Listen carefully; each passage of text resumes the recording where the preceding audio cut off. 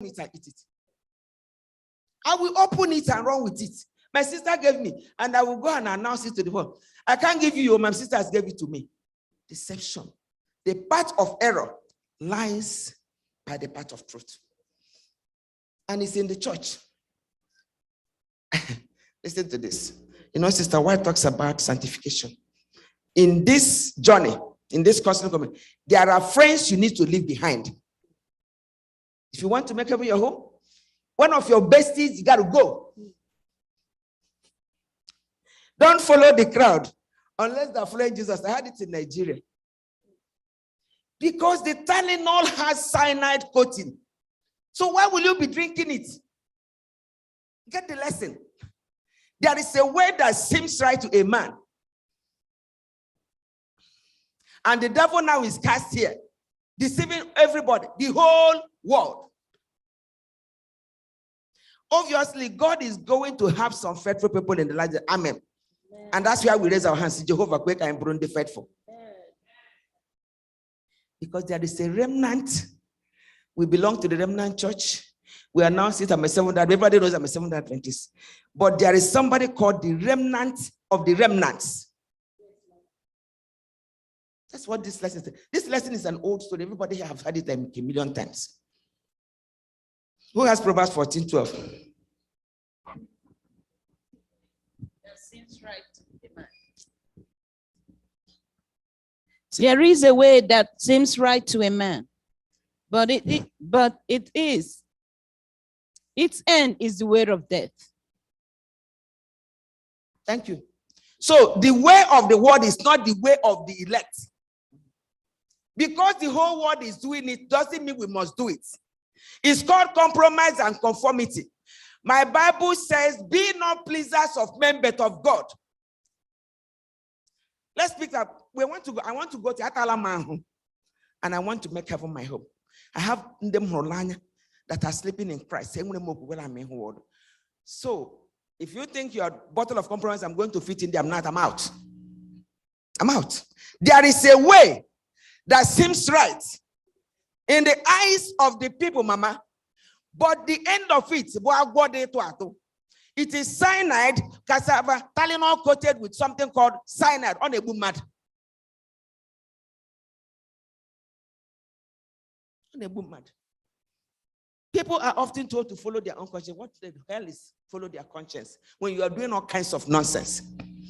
Now they teach us emotion, right? This is how, if you feel it, that's who you are. Seriously, feel. Feel. I mean, the devil is so dumb. And then people follow because it's a global thing. And you know the danger is that no matter how bad and how deadly these doctrines are, they get millions of followers. And we are the only one not marketing our Jesus. And Jesus is a savvy businessman because he gives us somebody called the Holy Spirit. And we are so powerful because the triune God lives on the inside of each and every one here. The Father, Son, and Holy Spirit. What is wrong with our head? I'm done. Instead, we must immerse ourselves in the Word of God. I had a conversation with somebody about the Word of God. And this person knows a little bit about me.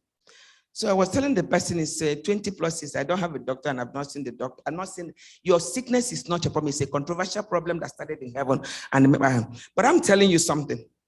So the person told me this, Sister Dema, if I was God and you read the Bible the way you read it, every day you're reading the Bible, when you get up, I will send extra angels to watch over you jealously. There is so much power. The word, this word is spirit. Don't see this thing as a book. This is God talking. God is a talking God. God is a talking God. When we open this now, my sister just read, God spoke to us. You just read this. God was talking to us. You think you want him to sit down here? I said, I'm your grandpa. I came down to tell you something. This book, we cannot go to the level of the world. We can't. Bible says, be not pleasers of men. You know what the devil wants us to do? to please men. Oh, that was very impressive. Do you care? I have that way. It's a coated Tylenol. It has cyanide on a boomad. The old life immortality. This one now. This is almost like a new Bible. This is the road. They make this now feel like it's a new Bible. The old lie. This person, even the archbishops are preaching that a dead person is in heaven. And they were there, they saw the funeral on the man. And they're seeing them in the dream all over the place. It's called deception. It's called deception. Again, the path of error lies by the path of truth. You can see your great-great-grandmother that loved you so much. Is it she that you saw? There is a witch at Endor. There's a witch at Endor. So it's an old lie that started with the devil. Revelation 16, 13, and 14. Can someone read that? Let's go. Yes, please. 13 and 14. 18, 22, 23. Spiritism. Oh. And I saw 3 unclean spirits, like frogs, coming out of the mouth of the dragon, out of the mouth of the beast, and out of the mouth of the false prophet. For they are spirits of demons, performing signs, which go out to the kings of the earth and of the world, to gather them to the battle of that great day of God Almighty. So, thank you. So this is called the unholy trinity. Unholy. Their name is written deception. They are copycats. They are fake. They always like to cause trouble. Because what are they striving for? Supremacy and worship. God has the Son, the Father, the Son, and the Holy Spirit. Both the Holy Spirit and the Son does what Papa wants, right? This one's the dragon. Don't you like okay Bible say no nya na kpekwesu na Satan? How about Onya na kpekwesu na Satan, striving for supremacy. Let me tell you, this is what I found out. Ekwesu, like the strategy of the devil is called attention seeking in my book. Don't ask me nothing. The devil likes attention. So he makes people, if you see anybody every time telling you what they're supposed to do, exit. So he wanted the holy triune God that is telling us how to worship our God. Then this one of holy the unholy word Trinity, telling the multitude what to do. And they're following. Like that, my brother from East Africa told the people, oh yeah, get naked and start eating grass. And they went. People are following, doing all kinds of things. Following the old lie. How dare they tell us now that when somebody dies, you are in heaven? Which heaven? Which heaven? The second or the third atmospheric? Look at this. It says, these expressions as the dwelling place of demons or the spirits of demons and sorcery all indicate demonic activity. No wonder we have been warned that of the 2 great deceptions of the last day, one will be immortality of the soul. They already know who is going to heaven and who is in hell.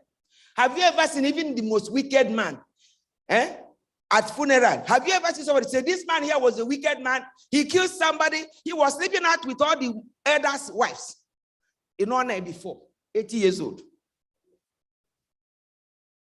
So everybody is like almost like a liar, universal aura. You can never hear that. Even when we know how wicked the man was. And somebody there will make it a point of duty to say, and the man just killed everybody, left children and doing all that. And then we're coming to give us deception, lying spirits. Lying spirits. So somebody dies and they say this in heaven. So they think that when they have white uniform, because all the descendants and the generations follow, they're all dressed in white. Have you seen that now? Even if they don't have money, they sell the property there over in village man. So they wear it and they think that the white uniform they are wearing catapults that person to heaven. That's a lie from the pit of hell. When somebody dies, Madu Helaja, we know it already. God created us from this Aja and breathes upon us and we become a living being. Because the breath is from of God, we are made in the image of God, and God expects us to be his ambassador, to reflect who he is. Now, Christianity or Christians means Christ-likeness. Nothing short of that. So the whole Babylon idea is, have you examined, reflected, thought about what are the Babylons that are hanging all around, that we have time today to just exit? Revelation 18. Because the devil is also lying and making all kinds of doctrine from these deceptive ideas, because it's the unholy trinity in my book. See? So, of course, that's to say, to see today, even in the Christian world, the idea of soul being immortal is all but staple Christian doctrine. See that? So the question now is not going to Ndogomo, he comes to the church. Hi, deaconess, this one was this. Pastor, this was this. If you person dies, you dies. We have Job, David, they are dead. They are dead means they are dead. If you're not in heaven, then you're dead. My father is dead, my mother dead. So they will be sleeping. The Bible calls it sleep. But people are making millions and writing all kinds of articles, and people are following them and buying it. It's an old lie. See, look at that. That is immortal. It's all but staple Christian doctrine. Which Christian doctrine? And many Christians believe that at death, the saved go soaring off to heaven. Seriously. Look at that. And the lost is said to hell. How then, for instance, after the great evangelist Billy Graham died? Did we hear that Billy Graham is safe now in heaven? Billy Graham, safe now in heaven. That's right. In the loving arms of Jesus or like. This kind of thing is taught all time from pulpit in classroom. For you, the remnant, the elect, when somebody died, it's called the state of the dead. That person, if you died in Christ, is called asleep in Jesus, and it's a blessed sleep. There is no regret. Yes, we will feel your absence because of the vacuum created. We will feel your absence because of the vacuum that has been created. But if you are sleeping in Jesus Christ, if you died in the Lord, you are sleeping in Christ. When the trumpet of the Lord shall sound and time shall be no more. My Bible teaches and God says that the dead in Christ shall rise first. And we which are alive and remain shall all be what? Change. Everything happens in a twinkle of an eye and a splash. That's what the Bible teaches. This deception, I mean, how I say until okay. Look at this. It's Ecclesiastes chapter 9, verse 5. Let's read 1 Thessalonians 4, 16 and 17. And we leave that segment.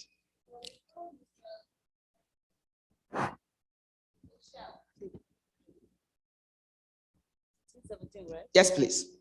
For the Lord himself will descend from heaven with a shout, with the voice of an archangel, and with the trumpet of God. And the dead in Christ will rise first. Then we who are alive and remain, yes, shall be caught up together, yes, with them in the clouds to meet the Lord in the air. Amen. And so this is the blessed hope. This old school girl here has been serving God for 80 plus years. And Mama over there almost 90. And all these big aunties here, they've been serving God forever. In the next 1 million years, if it pleases the good Lord for anybody to sleep, hallelujah, right? The person is sleeping in Jesus. And there is something called blessed hope. When the trumpet of the Lord shall sound and time shall be no more, the dead in Christ shall rise first, and we which are alive and remain shall be changed. Church, this is the blessed hope. I don't care what you dream and see the person dead is dead. If you see anybody dead in the dream, that is from the pit of hell.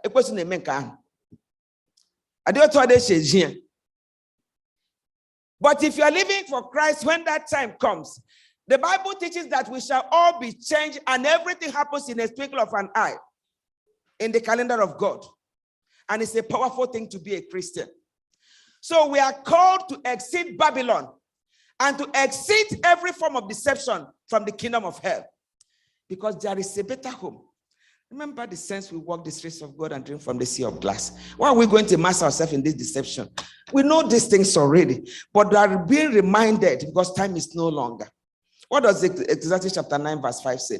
Job says the same thing, that we shall be changed and we shall see him just as he is. I just want us to read Ecclesiastes 9:5 and we move. There's so much scriptures to read. That's right. For the living know that they will die, but the dead know nothing. They have no further reward, and even their name is forgotten. Amen. Now, no matter how we love somebody, no matter how dear the person is, it's so painful, imagine. We live with all these souls. And then for me that I've gone through many of them, sometimes I keep calling the phone number of my mother. It took years for me to agree. I was in denial that my mother truly is dead and her phone number now has to change. I will call the number. But did that bring her back? She's sleeping. She doesn't know how I feel. And if anybody does anything to me, my sister especially, I will tell her, because you're doing all that because Mama won't want to. But does that change anything? Mama is sleeping. She's sleeping. But we that are alive and remain, we know that this is our time to make the record straight, to exit Babylon. Because only we are saved by grace for good works. So we are called to live compromise, conformity, paganizing and colorizing sin, and exit Babylon. We cannot be lost in the multitude. We are believers. We are the remnants of the remnant, the very elect of the Almighty God. Jesus paid the price already. This lesson is about a call to exit Babylon when it is still there. That's what it's about. Let's go to Tuesday. The center of song worship. You have a question? Great. Thank you for this topic. My question is, even from yesterday, I was on Zoom. I was part of the service, the Sabbath. And it's good. What I'm hearing is strange to me, that we shouldn't believe in ghosts or your dead person coming to appear to you. But it happened to me. My father passed. Yes. And 40 days, because we had a culture that my mother would sit on the floor, shave her head and stuff like that. So we had to go back to the village to ensure that she comes out of the bath when she finished the morning period. But before I went back, before myself and my siblings decided to go back, I saw my father. He came to me, and I still see the revelation now. He came to me and brought some kind of keys. And my younger sister my younger sister called my name and said, "Sister, collect it from him." And I took the keys. And when I woke up, my hands were folded like this. There's been these questions in my heart because it's been passed now for 15 years. Yeah. And I'm still questioning myself, that was that real? What are those keys for? I've asked questions around, and people are telling me that, oh, those are keys to fortune, those are keys to good life and stuff like that. So God wants to answer my question. Maybe that's why I'm hearing this, so for me to be more enlightened and get the right answer. Amen. Sister, you didn't see your microphone. Papa, right? That was never your papa. Your papa can never treat you that way. The man is sleeping. He's not going to shake his head until Jesus comes. If he's sleeping in Christ, when my sister just read, when the trumpet of the Lord sounds and the dead in Christ shall rise, you will meet him. But until then, that is the witch of Endor, bringing us some image that looks like Samuel, but it's not. That's why this lesson comes. Deception. A lot of people have had such similar dreams. Yes. Okay, go ahead.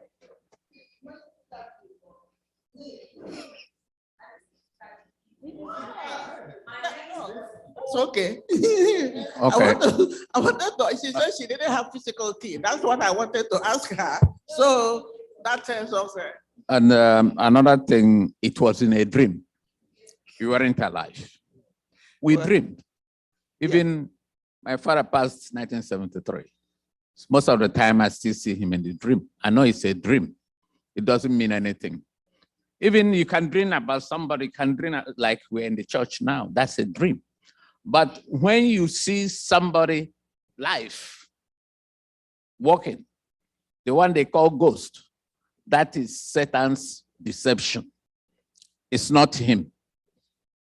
Deception is not him.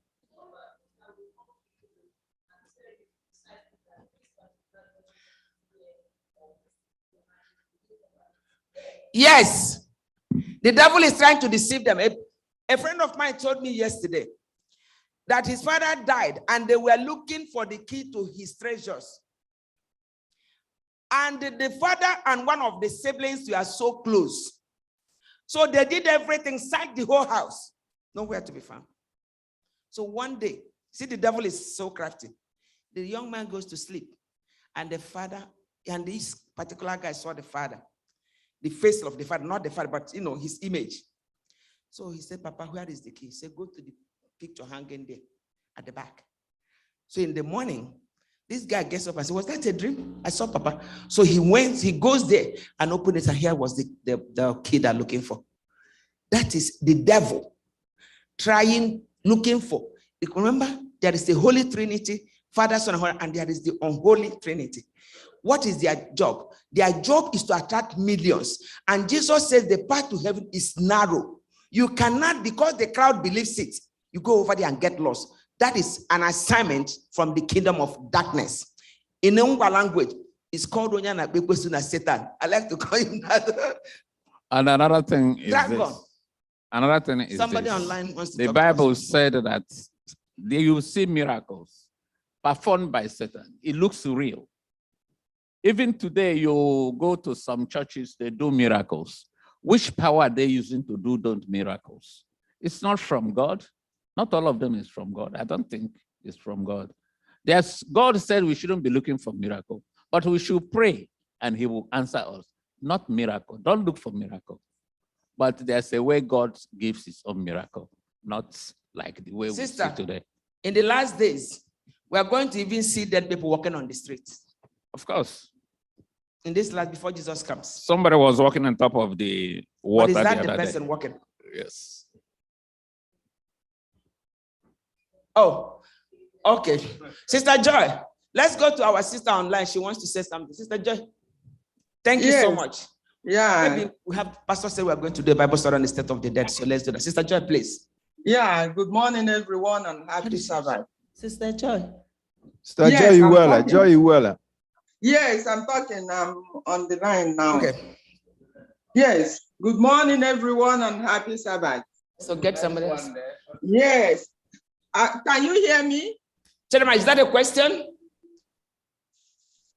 We are moving forward. Hold Tuesday, on. Babylon, the center of sun worship.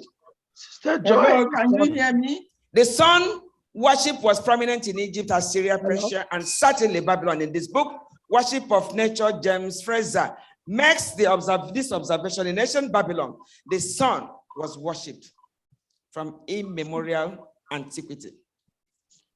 The sun worship.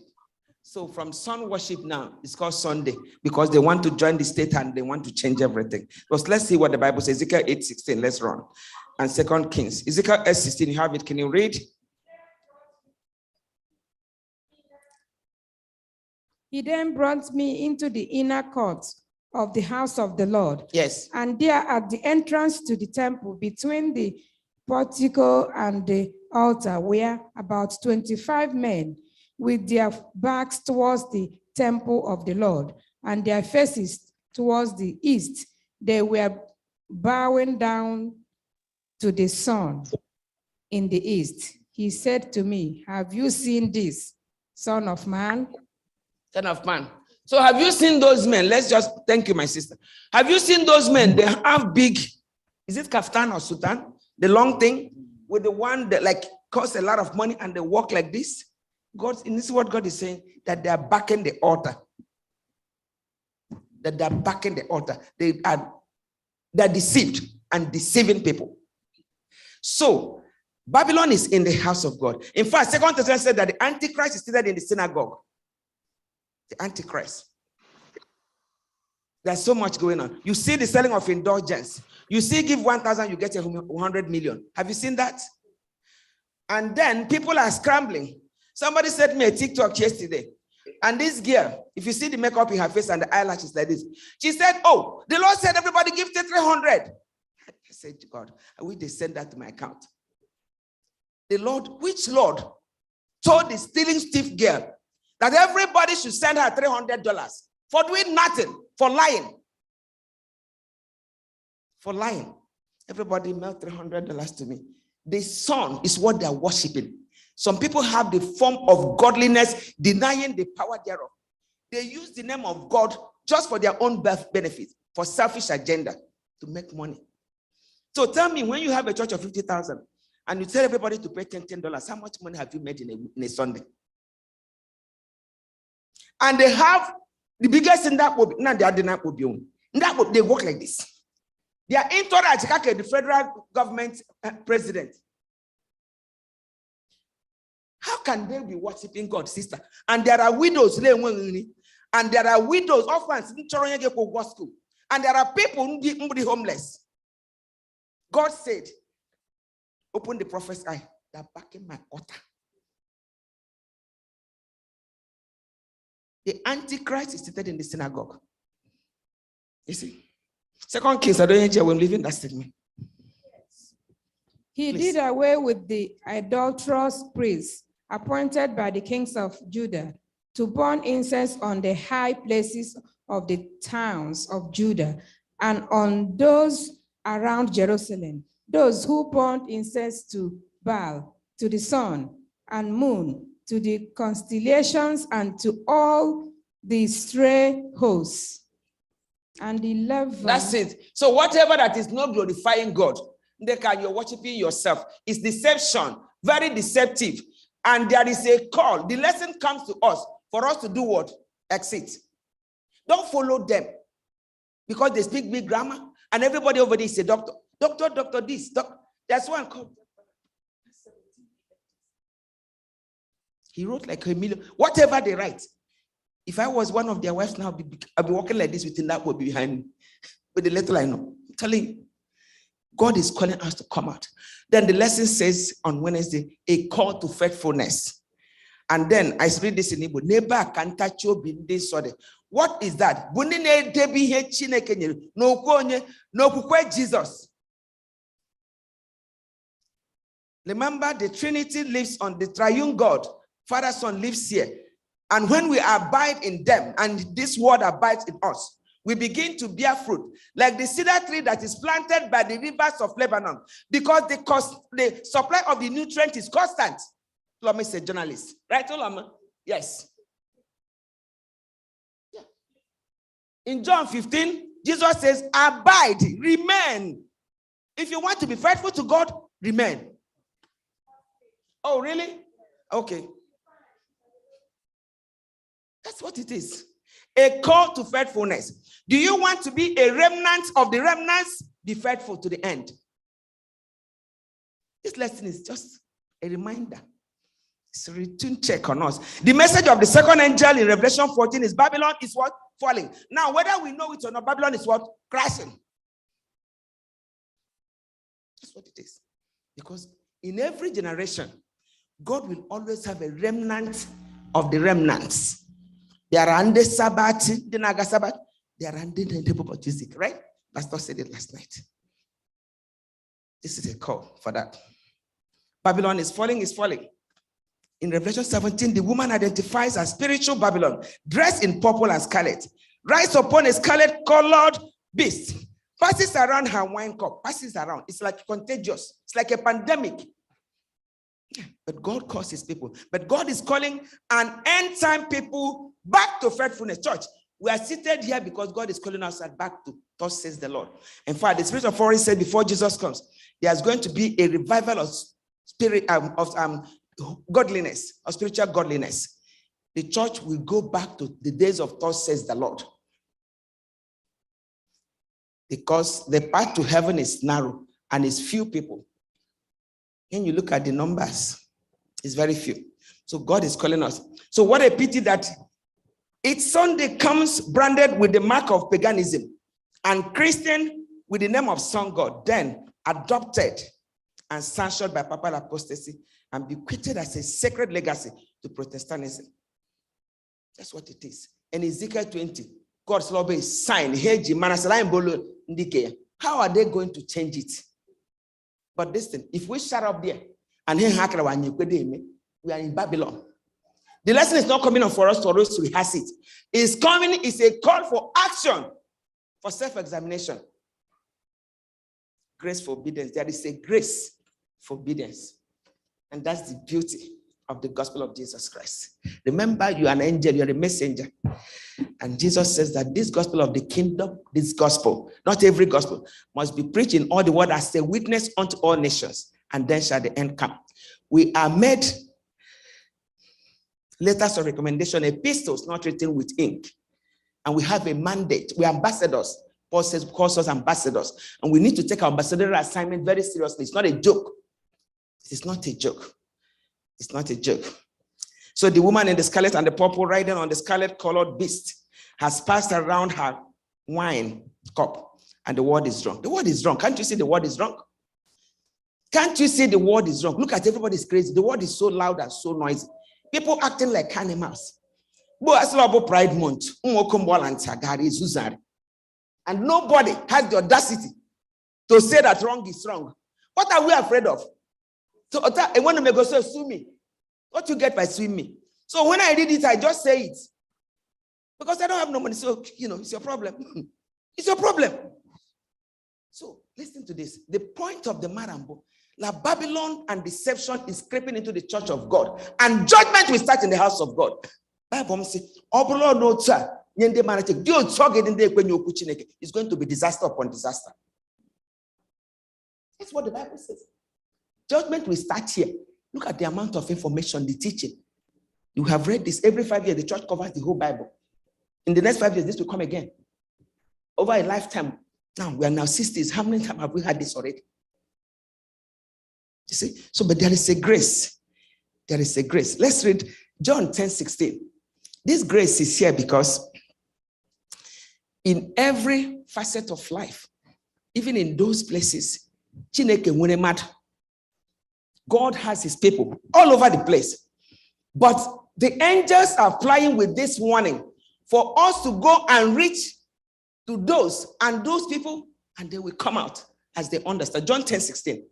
I have other sheep that are not of this sheep pen. I must bring them also. They too will listen to my voice, and there shall be one flock and one shepherd. Amen. So there are other sheep. Church, I want to say what Ellen G. White said, because Ellen G. White even got me angry. Ellen G. White said that it was difficult to find 5% in this church. 5%, where are the 95 other sheep? So that we don't come here and relax and be complacent, thinking that one Tylenol fixes, but the Tylenol is coated with something called cyanide in Igbo mad. I didn't write it. We read it here. It's coated with cyanide. It's called bench warming. The church is a place where disciples make disciples. That's the mandate. That's what the church is for. Where disciples make disciples. So there is a grace for that.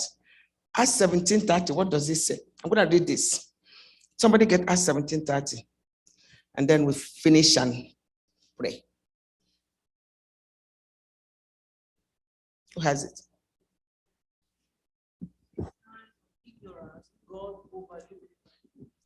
It says, truly, these times of ignorance God overlooked, but now commands all men everywhere to repent. Yes, thank you. So in times of ignorance, God winked. That's King James. What translation was that? New King James. Okay, New King James says overlook. Whether it's overlook or wink, in times of ignorance, it's ignorance, right? Now, who is ignorant of the word of God in this place now? I'm not the judge, but don't raise your hand up. That is the problem, is that the people that know should be acting like they know, because we are not in ignorant anymore. According to the Bible, this one has nothing to do with your sister here. Listen to me. You see, I'm hearing all these things flying. Grace, grace, grace. Listen to this. Grace does not lower the standard. He said what Jesus did does not in any way, form, or shape lower the standard. Grace raises the bar, because it's my salvation and yours is already equal. So all you have to do is to follow our leader. Grace does not lower the standard, it raises the bar. So it's a difference now. Something happened to us when we gave our life to Jesus. Things we loved yesterday, history, and things we love for now. Because standing before us. As long as we have the breath of, we can make the change this morning. There is a grace for obedience. There is a grace for obedience. 1 John 3:4. 1 John 3:4, please. Who has it?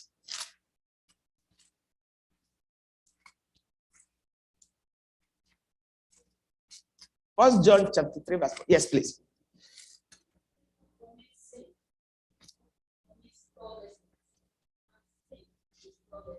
Yes. Sin is the transgression of the law. When you do what you are not supposed to do, what have we done? Is that ignorance? No, it's not. It's transgression. Thank you. Intentional. Good grammar. Intentionality of agreement. But God has your name. So the question, we are called to exit Babylon. That time is no longer. We are living at the tail end of the earth's history. And there is so much power, the power of our example. We should not weaken the witness of others. Because why is it that if I go there now and see the man had those people there, we need to go and talk to them. They have all these kind of things. If I ever go over there and take one of those nurses already, all of you here becomes professional Ndohi. And they will headline everybody. So these ones with big access. They will make sure they put them Seventh-day Adventist Church First Igbo, the land of Ndohi. And they will not put my name. It's because of what is problem. Are we ignorant of the word of God? Are we ignorant of how much grace has brought us this far? Can we make the change this morning?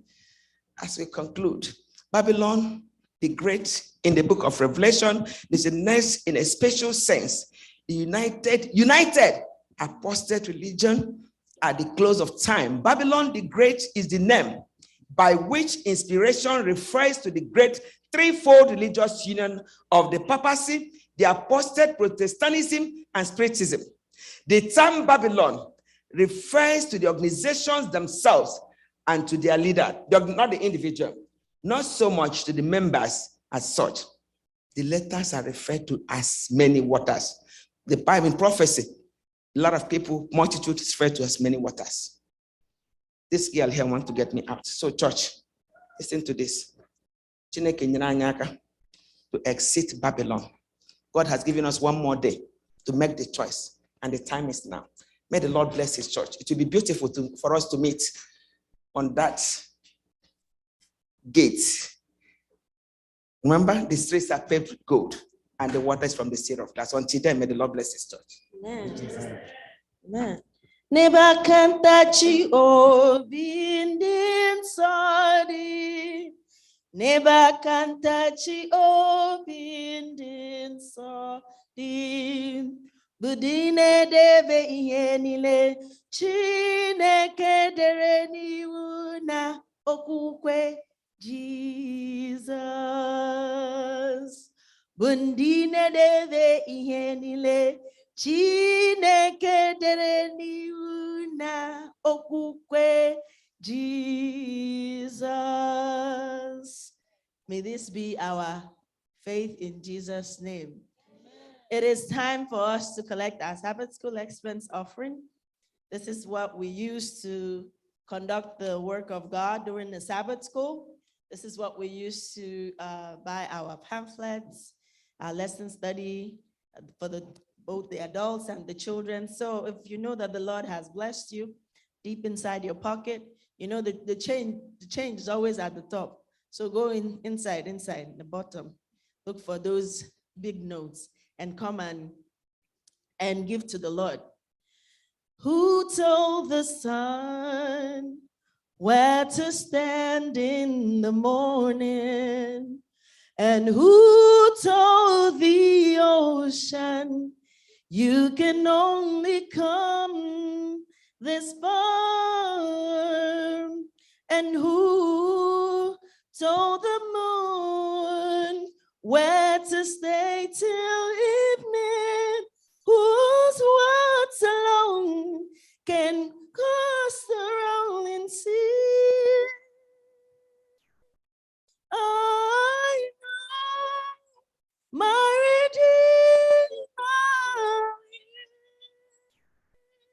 lives. I know my Redeemer lives.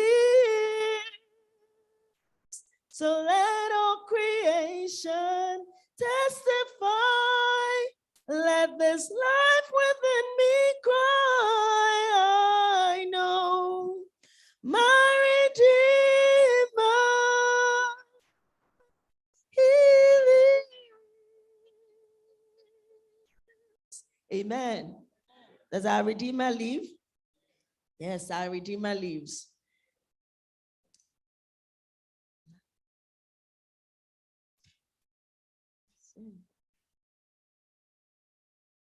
We thank the Lord for the beautiful lesson that we had today. And we thank Sister Dema for how she made it very, it was not like we were learning a lesson. It was like she was teaching us, but it was very interesting, right? And she brought it home. She didn't just read through or even just quote the Bible. She was, chipping in some sage words in between that really brought it home for us, right? So I haven't learned that the devil is full of deception and all his plan is just to deceive us. Next Sabbath, we will be learning the seal of God and the mark of the beast. That's going to be another interesting lesson. The seal of God and the mark of the beast. You see, just as we have the triune God, we also saw the triune spirit of deception. So for whatever God does, Satan always tries to have a counterfeit of it. So Satan is always doing catch up. He always wants to be like God. So because there is the seal of God, he also gave his own mark. So the seal of God designates us as God's people. What does the mark of the beast do? Designates his people too, like putting his mark on them. These are my people. So as God puts his seal on us and says, these are mine, he puts his mark on his people too and says, these are mine. So next Sabbath, let us study throughout the week, even before the Sabbath. Let's study throughout the week so that we can understand this great controversy, this constant one-upism of Satan. He always wants to do what God does, but his is always inferior. But let's come and see, because in the path of lies, there's always a smidgen of truth in it. And that's how people get deceived. So let's come, let's learn, let's study, and we'll see how we can differentiate between the two of them. Our memory text will be from Revelation chapter 7, verse 2-3. And it says, and I saw another angel ascending from the east, having the seal of the living God. And he cried with a loud voice to the four angels to whom was granted to harm the earth and the sea, saying, do not harm the earth, the sea, or the trees, till we have sealed the servants of our God on their forehead. And where would the mark of the beast also be?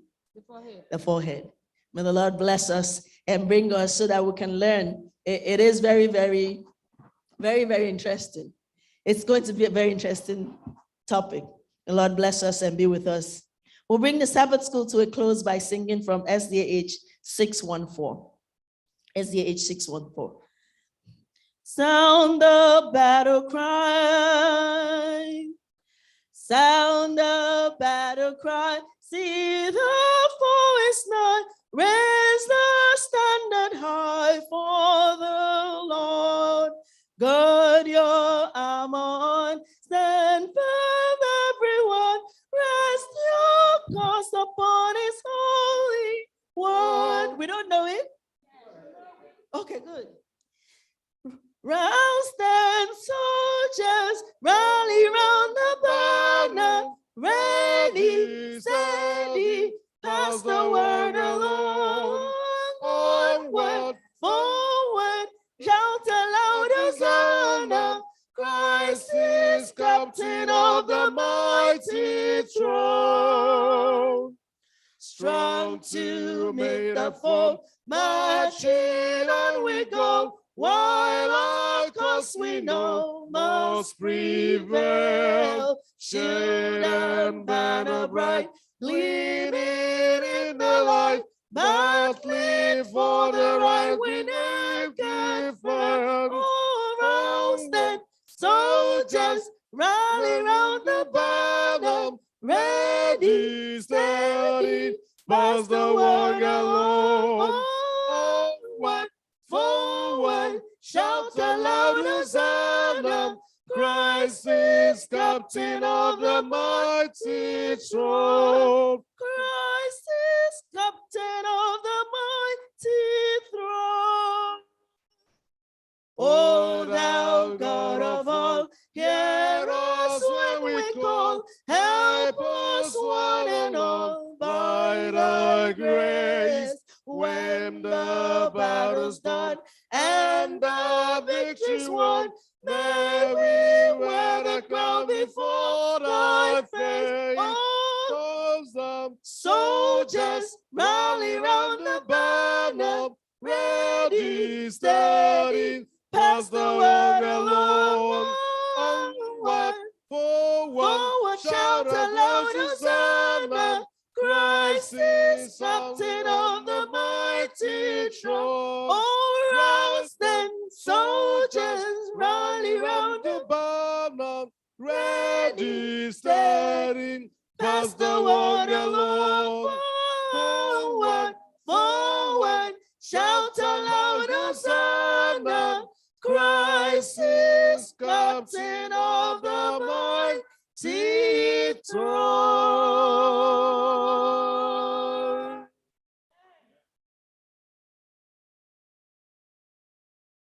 Shall we bow? Thank you, Heavenly Father, for reminding us these lessons. Father, we were quite sure and aware that end time is around the corner. But the beauty of the whole thing is that we have the truth. We have the lessons. Lord, my prayer this morning is that may none of us be found wanting in your kingdom, having studied these words, having known them, and having memorized it, Lord. May this be an age above everyone that blasphemes. May we be an age above them that feels that they know. Father, give us the grace. Give us the enablement to stand the end time. For we have seen signs, for we have known it. And I know we cannot do it on our own. But by thy grace, by thy power, we shall win. And we shall all be there, singing the song of the Moses and of the Lamb. In Jesus' mighty name I pray. Amen. Thank you all for being with us today. Thank you for joining us for the Sabbath school. Please join us same time next Sabbath. Sabbath school starts at 9:30. We're sorry we're a little late starting today, but we still made up for the time. Join us same time next Sabbath. For those online, make it a date with us. May the Lord bless us, and may the blessings of the Sabbath be ours now and forevermore. In Jesus' name, amen. We welcome you to Sabbath school. We are happy that you are here. Happy Sabbath day. Happy Sabbath day to you all. Till we meet again. Hallelujah. Happy Sabbath day.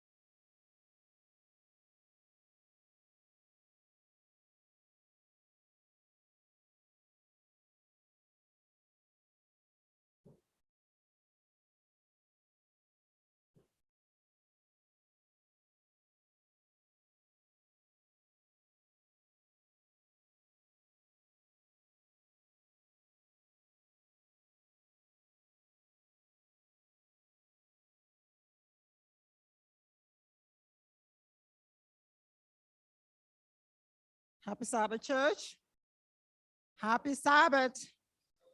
All right, while we wait for the praise team, let's sing from our hymnal, hymn number 100.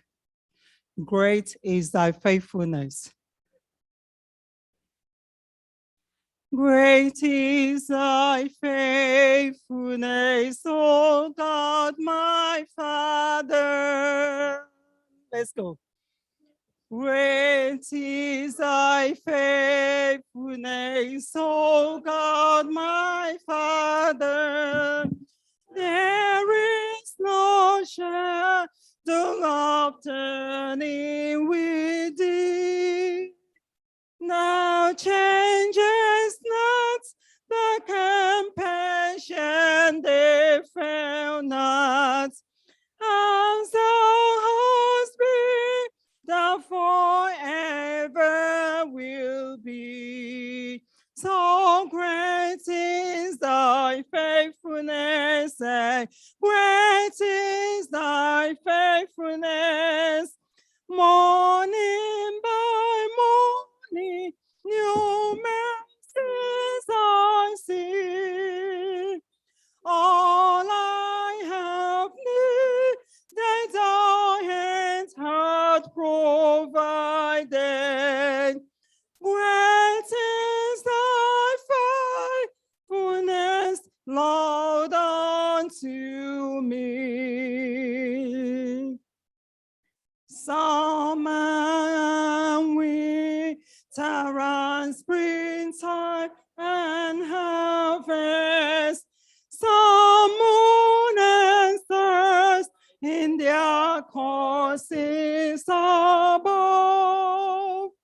Join with all nature in manifold weakness, to thy great faithfulness, mercy, and love. So great is thy faithfulness, great is thy faithfulness. Morning by morning, new mercies I see.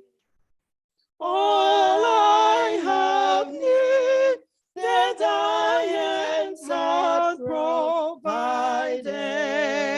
Great is thy faithfulness, Lord, unto me. Pardon for sin and all peace that endureth. Night on their presence to cheer and to guide. Strength for today and bright hopes for tomorrow. Blessings are mine with 10,000 beside. Oh, great is thy faithfulness, great is thy faithfulness. Morning by morning, new mercies I see. All I have needed, thy hands have provided. Great is thy faithfulness, Lord, unto me. Thank you, Dama. SDA 88. I sing the mighty power of God.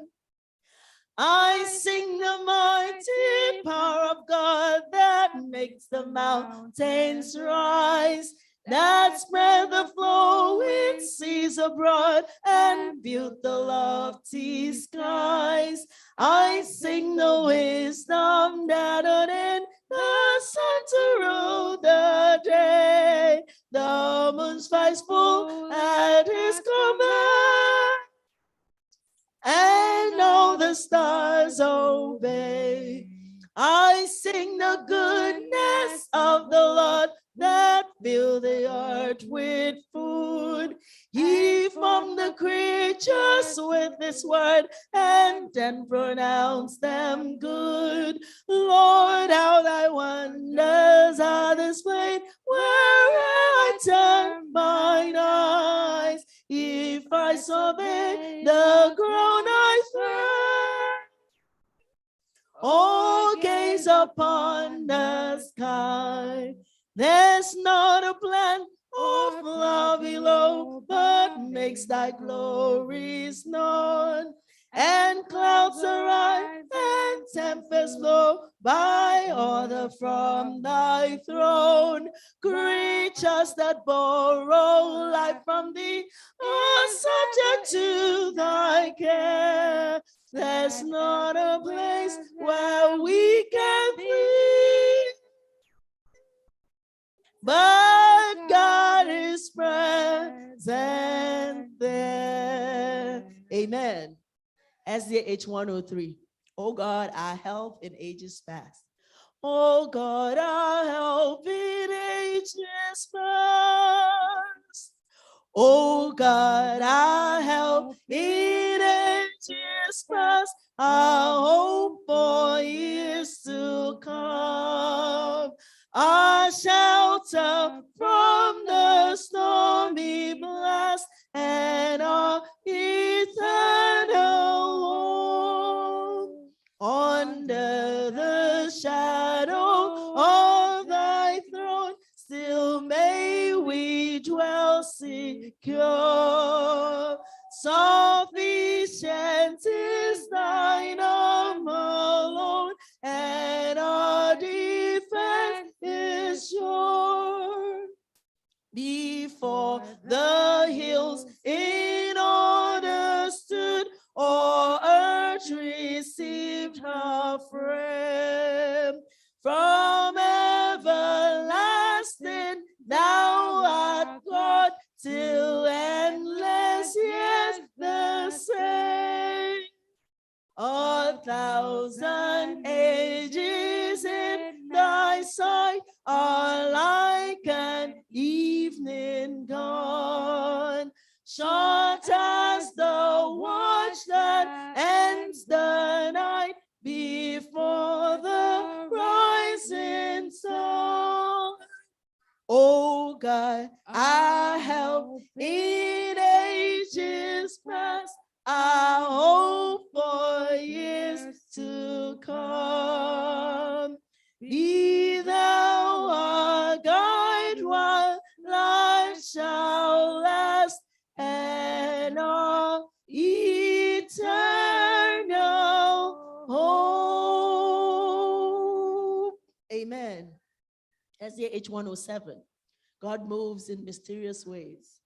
God moves in a mysterious way. 107. God moves in a mysterious way, his wonders to perform. He plants his footsteps in the sea and rides upon the storm. Ye fearful saints, fresh courage take. The clouds he so much dread are big with mercy and shall break in blessings on your head. Judge not the Lord by feeble sense, but trust him for his grace. Behind a frowning providence, he hides a smiling face. His purposes will ripen fast, unfolding every hour. The bud may have a bitter taste, but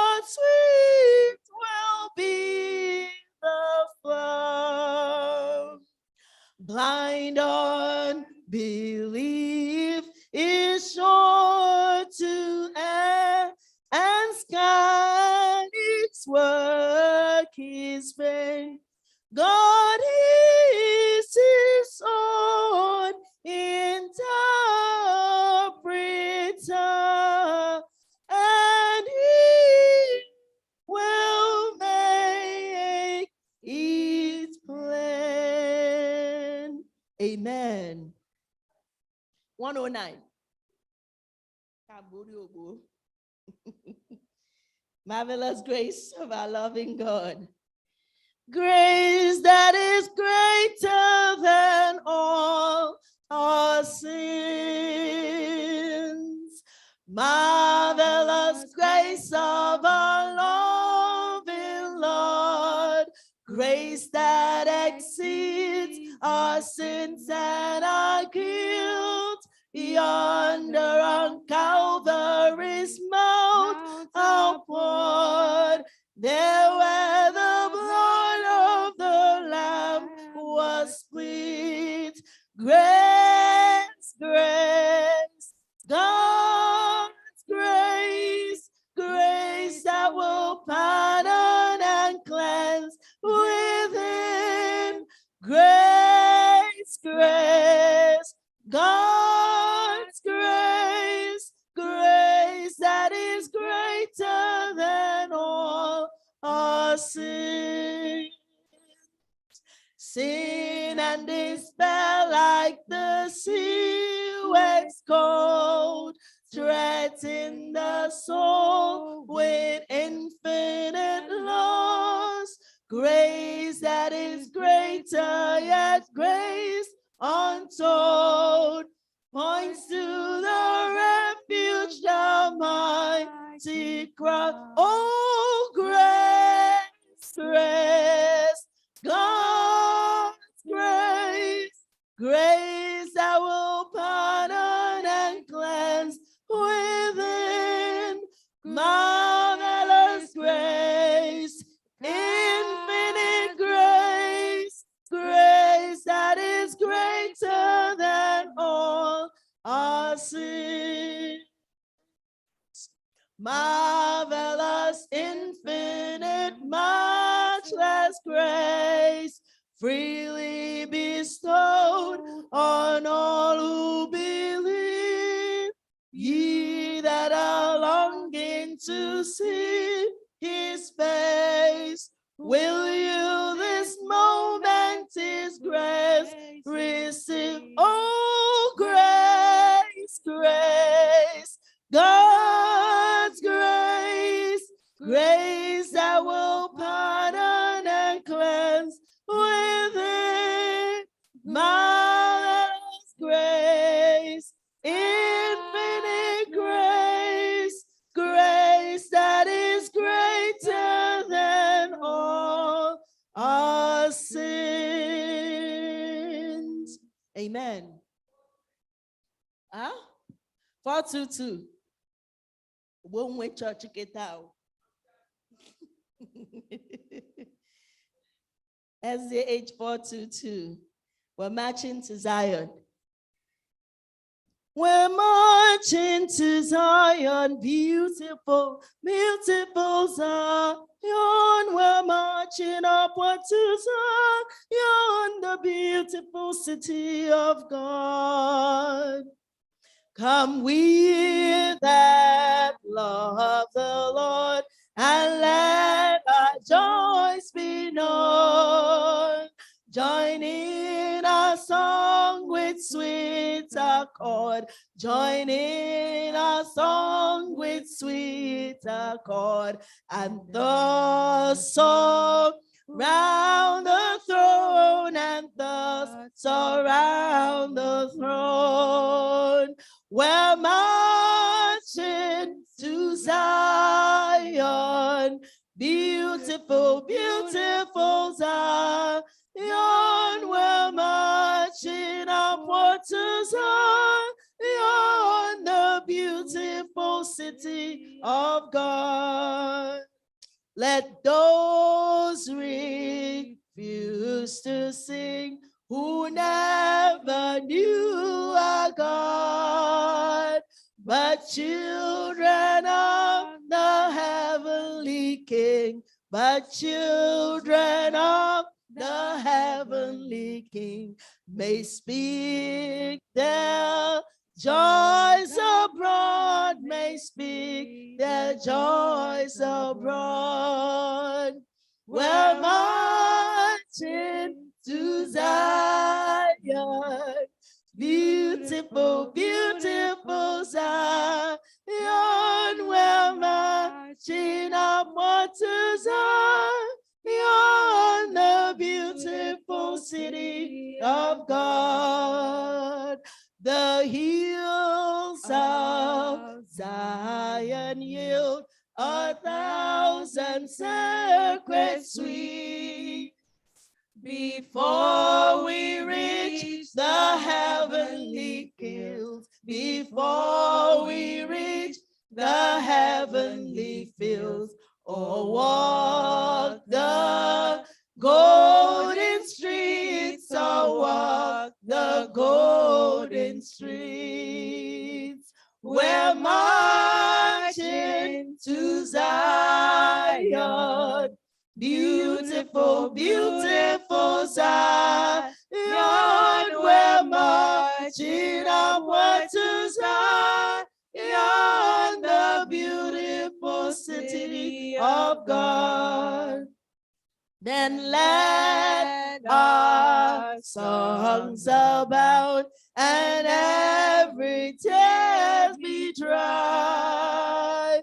We're marching through Emmanuel's crown. We're marching through Emmanuel's ground to Pharaoh. Walls on high, to Pharaoh, walls on high. We're marching to Zion. Beautiful, beautiful Zion. We're marching upward to Zion, the beautiful city of God. Amen. God, they might see what number? 334. SDA 334. Come thou fount of every blessing. I should have known. Come thou fount of every blessing, tune my heart to sing thy grace. Come thou fount of every blessing, tune my heart to sing thy grace. Streams of mercy never ceasing, calls for songs of loudest praise. Teach me ever to adore thee. May I still thy goodness prove, while the hope of God's glory fill my heart with joy and love. Here I raise my Ebenezer, he that by thy cups hath come. And I hope by thy good pleasure safely to arise at home. Jesus taught me when a stranger, wandering from the fold of God, he to rescue me from danger interposed his precious blood. Oh, to grace, how great a debtor, jolly and constrained to be. Let thy goodness, like a fetter, bind me closer still to thee. Prone to wander, Lord, I feel it. Prone to leave the God I love. Here's my heart, oh, take and seal it for thy courts above. Amen. Benny? Huh? 251. Benny has one? Okay. Benny, after Grandma's song, we'll sing yours, okay? Who? Ben. Oh, Ben. Sorry. Oh, Chris. Sorry. Oh, Benny, what's your own? 425. Okay, after Benny, we'll sing Grandma's own. Holy, holy is what the angels sing. Wow. There is singing up in heaven, such as we have never heard. 425. There is singing up in heaven, such as we have never heard. Where the angels sing the praises of the Lamb upon the throne. Their swing harps are ever tuneful, and their voices always clear. Oh, that we might be more like them while we serve the Master here. Holy, holy is what the angels sing, and I expect to help them make the courts of heaven ring. But when I sing redemption story, they will fold their wings. For angels never felt the joy that our salvation brings. Third stanza. Then the angels stand and listen, for they cannot join that song. Like the sound of many waters by that happy blood-washed throng. For they sing about great trials, battles fought and victories won. And they praise the great Redeemer who has said to them, well done. Holy,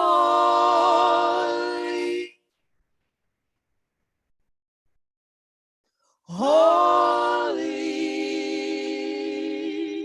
is what the angels sing, and I expect to help them make the courts of heaven ring.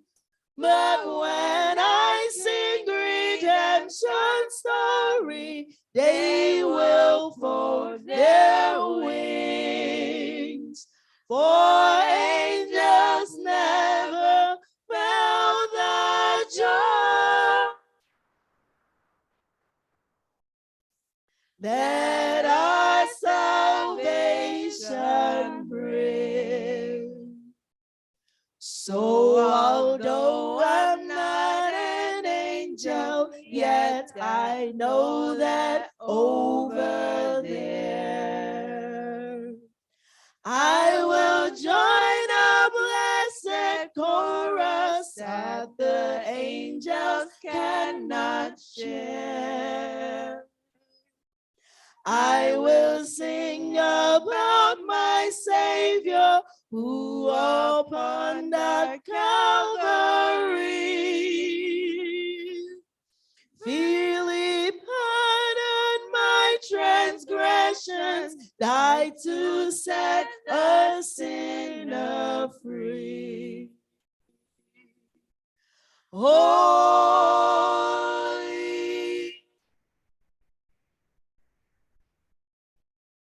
holy is what the angels sing, and I expect to help them make the courts of heaven ring. But when I sing redemption story, they will fold their wings. For angels never felt the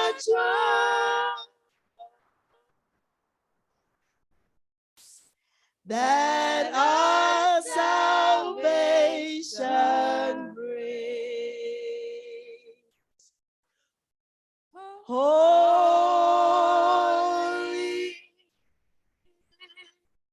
holy is what the angels sing, and I expect to help them make the courts of heaven ring. But when I sing redemption story, they will fold their wings. For angels never felt the joy that our salvation brings. Wow, what a wonderful choice. Amen. Benny, oh wow. That's a beautiful choice. Ma, oh, 251. Wow. I serve a he lives. You ask me how I know he lives. He lives within my heart. I serve a risen Savior. He's in the world today. Is it too low? No. I know that he is living, whatever men may say. I see his hands of mercy. I hear his voice of cheer. And just the time I need him, he's always there. He lives, Christ Jesus lives today. He walks with me and talks with me along life's narrow way. He lives, salvation to impart. You ask me how I know he lives. He lives within my heart. In all the world around me, I see his love and care. And though my heart grows weary, I never will despair. I know that he is with me through all the stormy blast. The day of his appearing will come at last. He lives, Christ Jesus lives today. Oh, he walks with me and talks with me along life's narrow way. He lives, salvation to impart. You ask me how I know he lives. He lives within my heart. All right, last stanza. Rejoice, rejoice, O Christian, lift up your voice and sing. Eternal hallelujah to Jesus Christ the King, the hope of all who seek him, the help of all who find. None other is so loving, so good and kind. He lives, Christ Jesus lives today. He walks with me and talks with me along life's narrow way. He lives, salvation to impart. Amen. You ask me how I know he lives. He lives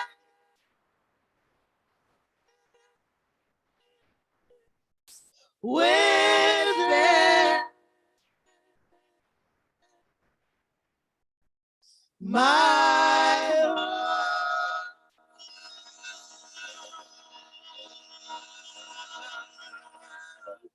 Amen. Amen. Shall we all rise?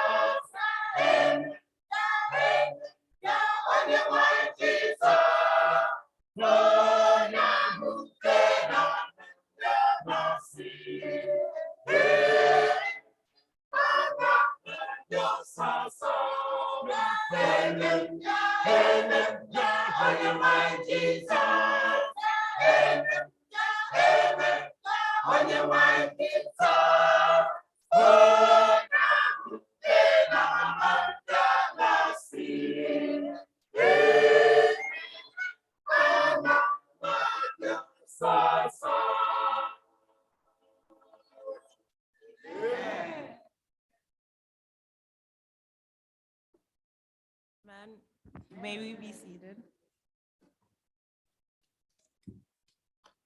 These are our announcements for today.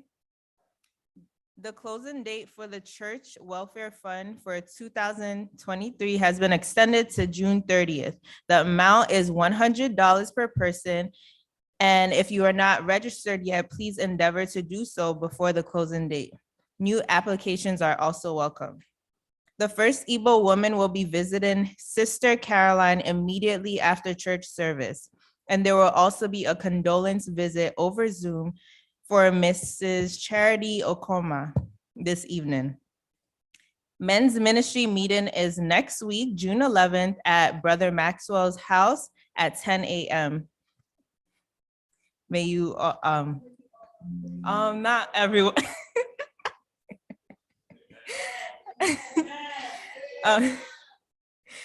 Families with important dates, events, or pictures that they would like to share with the church should submit it to the church clerk or communication leader for vetting and publication in the church WhatsApp platform.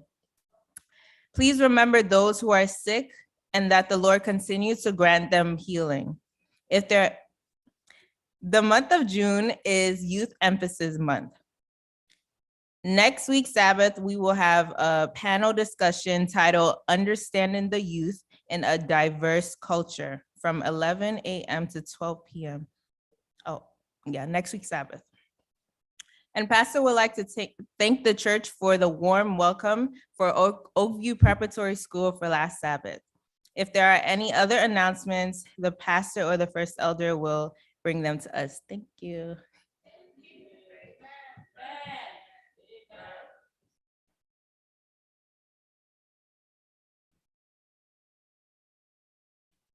I was glad when they said, let us go into the house of the Lord. Amen? Amen? I want to welcome everybody, those online and those here, into the house of the Lord. And I want to particularly welcome Nana in the midst of God's children. Amen? Nana, wave to the crowd, please. Amen. Amen. To God be the glory. Thank you for coming. Remain blessed. Today is going to be a power-filled day because we have one of our own, a dear one, that will minister to us today. So sit tight and wait for the time. May God bless us today in Jesus' name.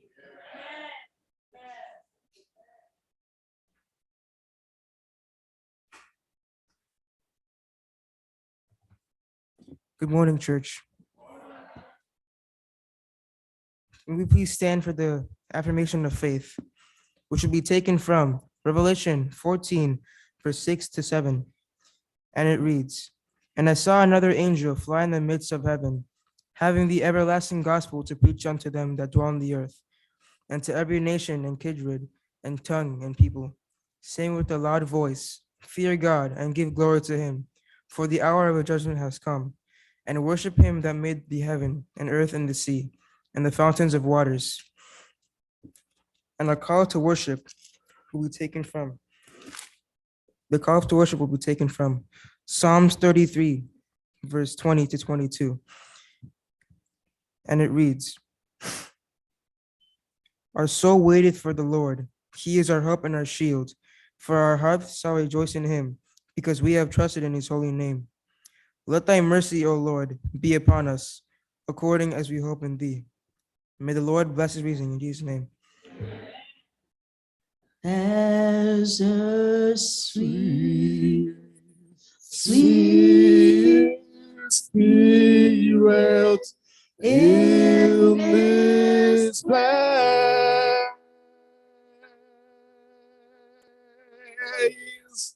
and I know there is no spirit of the Lord.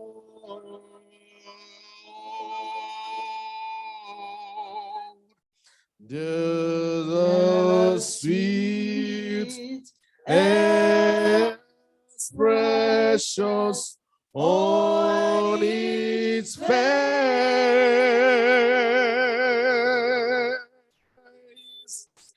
and I know thou feel the presence of the Lord.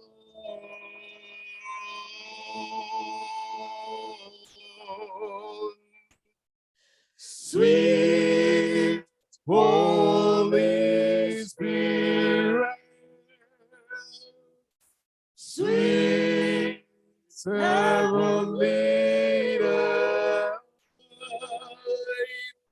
stand till we rest, feed us with your love, and for its vessels will lift up healthy praise. We are adults, we know that we have been revived, where we shall live this place.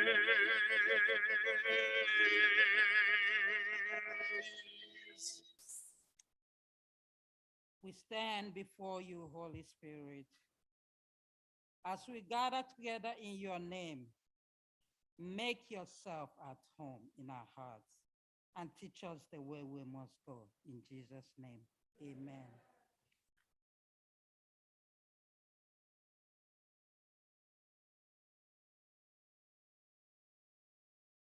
Our opening hymn will be taken from SDA 373.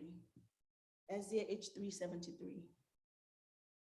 Seeking the lost, yes, kindly entreated. Seeking the lost, yes, kindly entreated. Wonders on the mountain astray. Come unto me, his message repeating, words of the Master speaking to them. Going afar, going afar, upon the mountain, bringing the word, bringing the words of Christ again, into the fold, into the fold of Jesus the Lamb, Jesus the Lamb, for sinners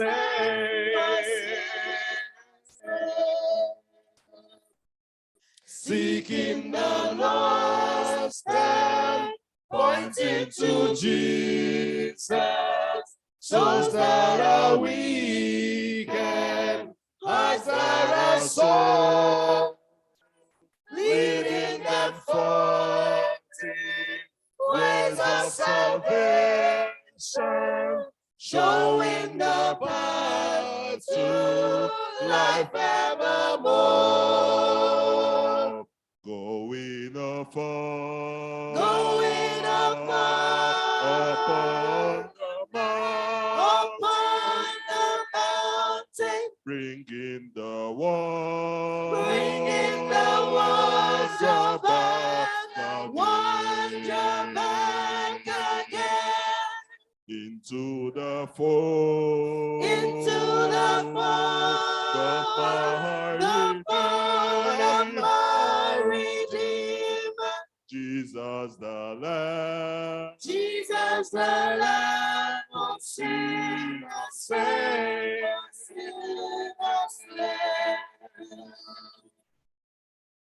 thus will I go on missions of mercy, following Christ from day unto day, sharing the fainted, raising the fallen, pointing the lost to Jesus the way.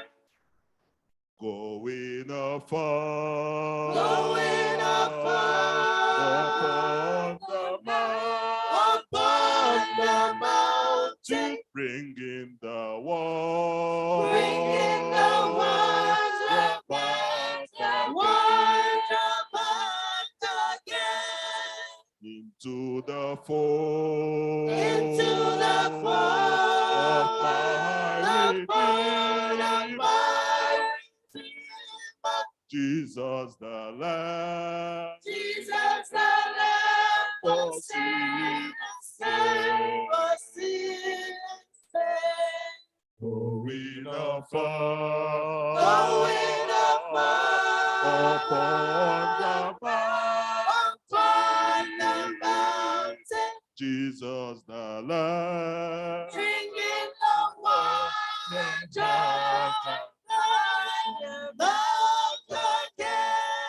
into the fold, into the fold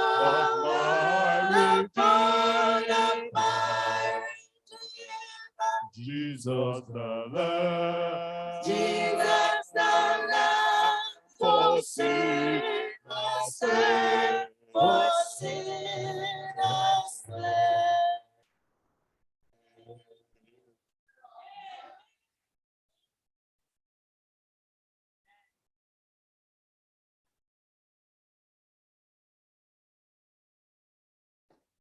Sabbath, church. Our Bible reading will be taken from Proverbs 17, verse 6. And it says, grandchildren are the reward of old people, and children are proud of their parents. May the Lord bless this reading in Jesus' name.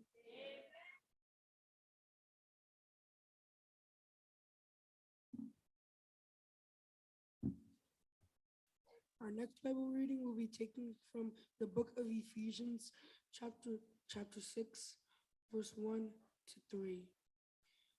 And I will be reading from the King James Version, and it reads, children, obey your parents in the Lord, for this is right. Honor thy father and mother, which is the first commandment with promise, that it may be well with thee, and thou mayest live long on the earth. May the Lord bless his reading in Jesus' name. Come ye this consolate, where ye language, come to the mercy seat,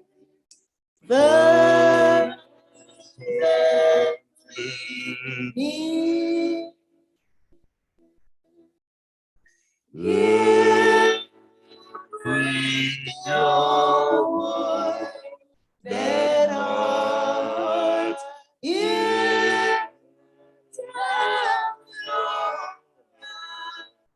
language, earth has no sorrow that heaven cannot feel. Earth has no sorrow that heaven cannot heal.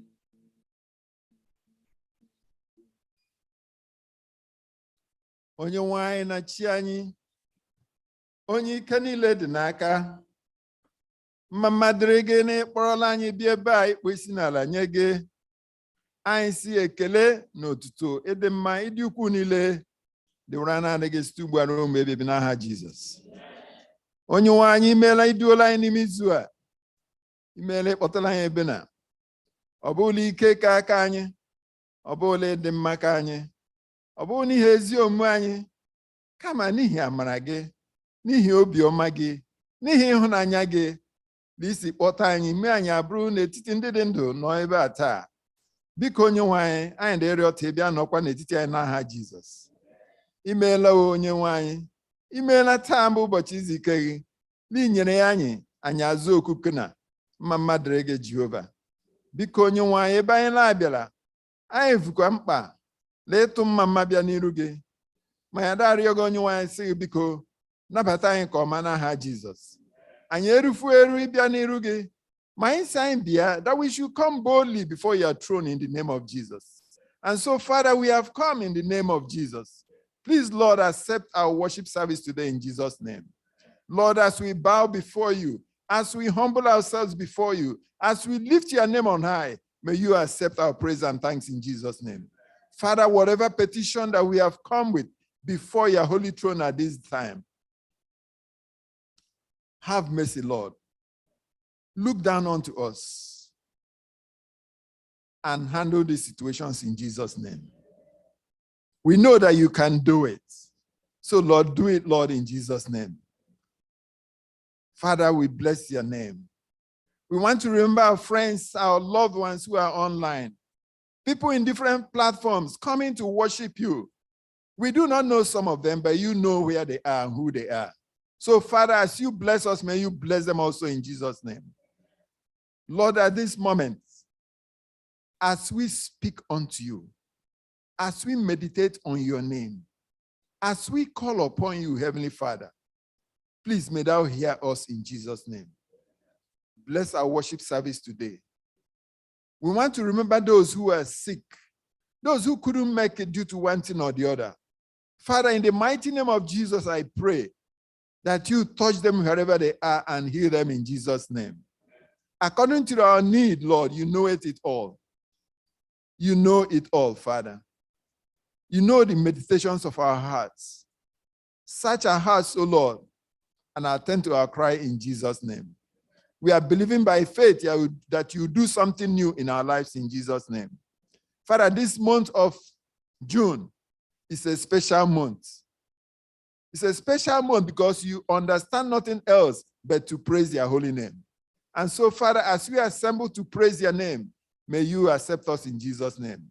I want to lift up your daughter, your special daughter that you have chosen to break the bread of life at this time.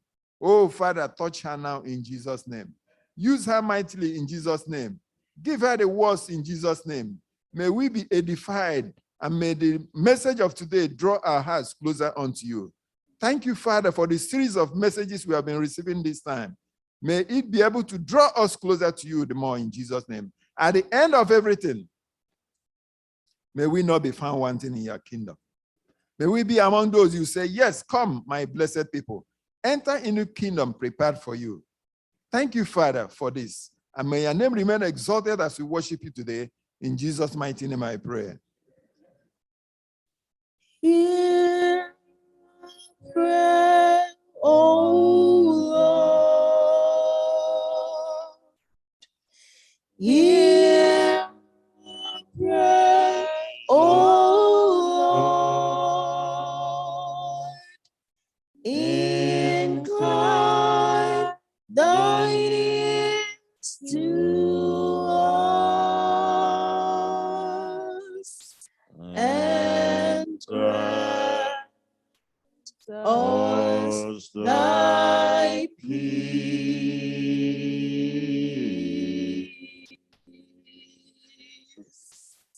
Amen.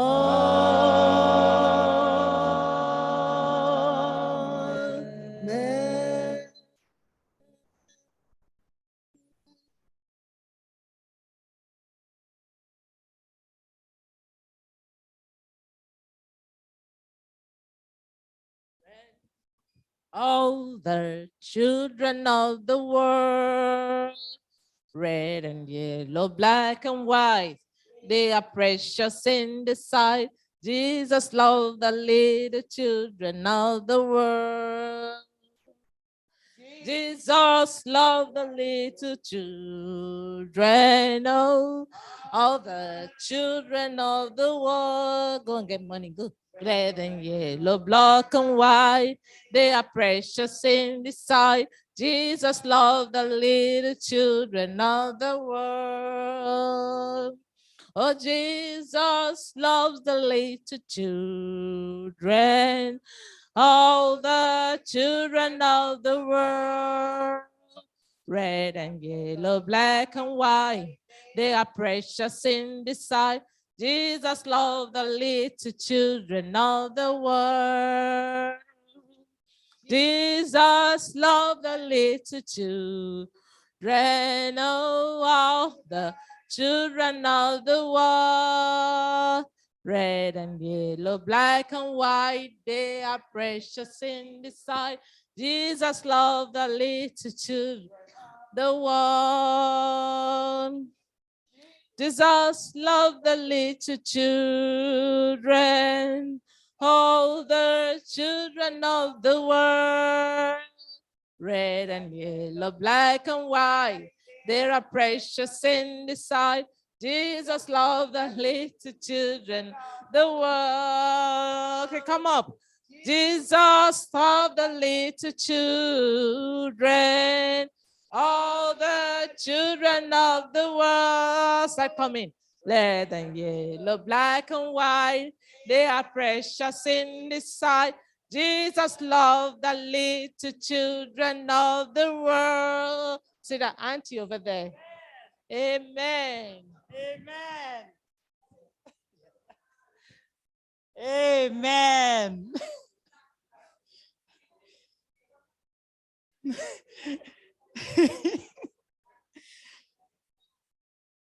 Kids, I think we have to have like an organization process. Everybody will be assigned to each seat that they collect money. Every seat, all the adults. Okay? Everybody's not gonna be going to one seat collecting all the money. Good morning and happy Sabbath. Happy Sabbath, boys and girls. Do we still have more? Happy Sabbath. We still have money collected over there. That's very good. We need all the money we can get. Yes, please. Very good.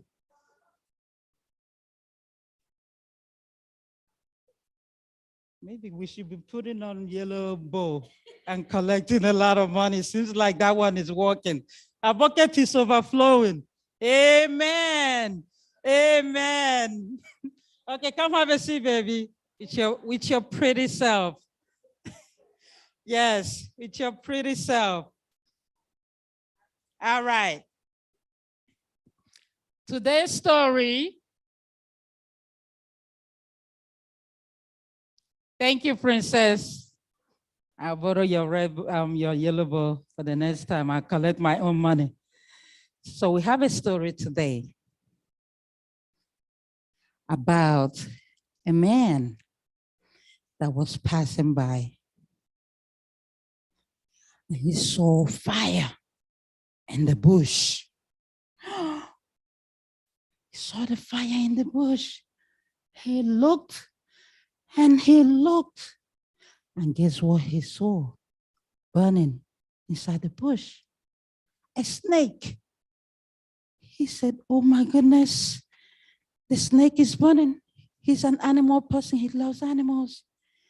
The snake, he went, grabbed the snake from the fire to rescue the snake. What do you think happened? What do you think happened? His hand got burned. Ooh, that was not even. What do you think happened when he grabbed the snake from the fire? His hands got burned, but that wasn't the problem. What happened? The snake bit him. Exactly. The snake bit him in the hand. Ow, ow, ow. And he threw the snake back into the fire. The same man, he turned around. He said, oh my goodness, I got to rescue the snake. I have to rescue the snake. He saw a big stick. And he went into the same fire to the same snake. And he used the long stick. And he took the snake out of the fire and outside. The snake was saved. Not knowing that there was one man beside him. The man went to him. Oh boy, are you crazy? What is wrong with you? You just went to rescue a snake that did not ask to be rescued.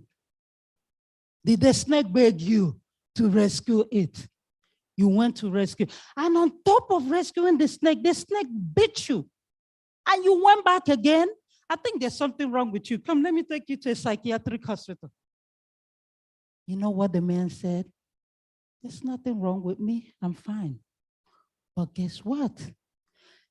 It's in the nature of the snake to bite, but it's in my nature to help.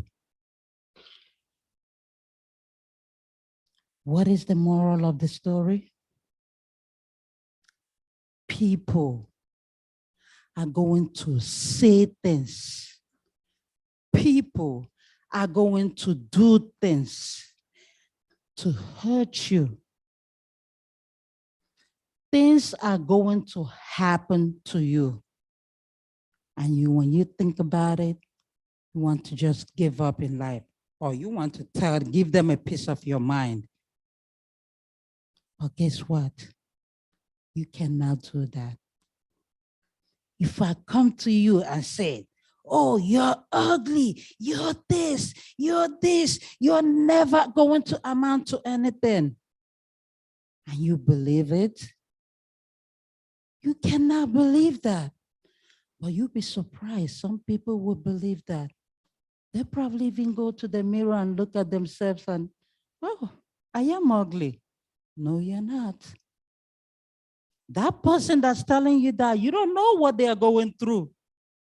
That's why we have all these bullies going around. They want to put other people down so they themselves can look good. Don't be a bully and don't fall for it. Just like the man used the long stick, now he was cautious. He used the stick instead. He didn't go back with his hands, because then that would mean that he's really crazy. He didn't learn from his lesson. He used the stick. Now, those people telling you that, I'm not saying that you could go back and trust them fully with everything. You just have to be cautious with them now. But you should never, you must never let anything that anybody tells you to bring you down, do not let it affect you. Okay? Believe in yourself. You're beautiful, you're handsome, and you can do anything that you put your mind into. People will always say things and do things to bring you down, but don't fall for it. Okay? Got it, boys and girls? All right. Oh, we don't have anybody online. Okay. Oh, we are offline. All right. So I'm going to need a prayer. Who's going to pray? See the moral of the story, right? Your prayer is going to be heading towards that. You're going to pray, princess. You collected the most money for us, and now you're going to pray too. We are getting double blessing. Double blessing. I'll take her home so she can collect money for me. Who else? That's it? I only have one prayer? Okay, I'll take it. You have someone online. Oh, we can see. All right. Who? Ome. Oh, Ome. Ome, you want to pray? Go ahead, Ome. Pray. Close your eyes, boys and girls. Dear Heavenly Father, thank you for this day. Want me to be good and don't want me to be bad. And thank you for helping for us not believe to believe and believe because they're wrong. They're just trying. They just want to be mean to us. And thank you for making everything, Lord. In Jesus' name, pray, amen. Amen. Okay, Princess, pray. Jesus in my life.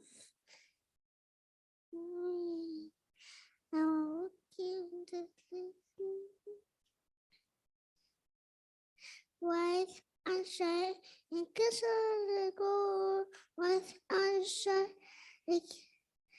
and go be away. I got shake into the fire. And go be away into and give me away.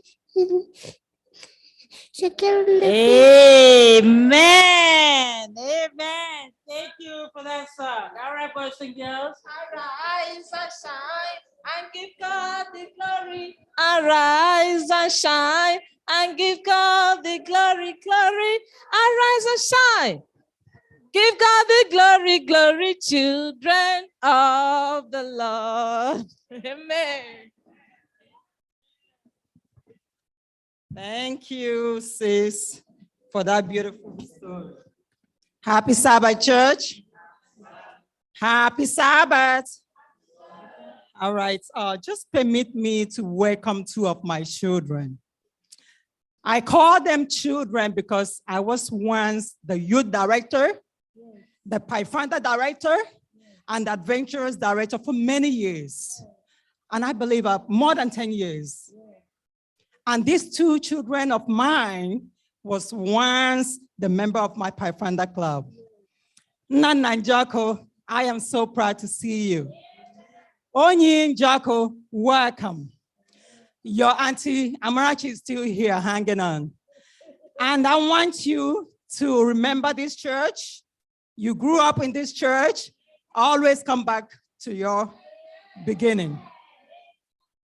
Yes, this is the time for a tithe and offering. And today I'm going to read a couple of chapters from the Bible. Permit me to do that. And I want to make a point from that. The first reading is taken from Deuteronomy chapter 8, verses 18. And it reads, "And you shall remember the Lord your God, for it is he who gives you power to get wealth, that he may establish his covenant, which he sworn to your fathers as it is this day." What does it mean? Remember the Lord with your wealth. Second reading, Proverbs chapter 3, verses 9 to 10. It says, "Honor the Lord with your possessions." And when it says and, it's two things, right? So you honor the Lord with your possessions, then and with the first fruits of all your increases, meaning offering and tithe.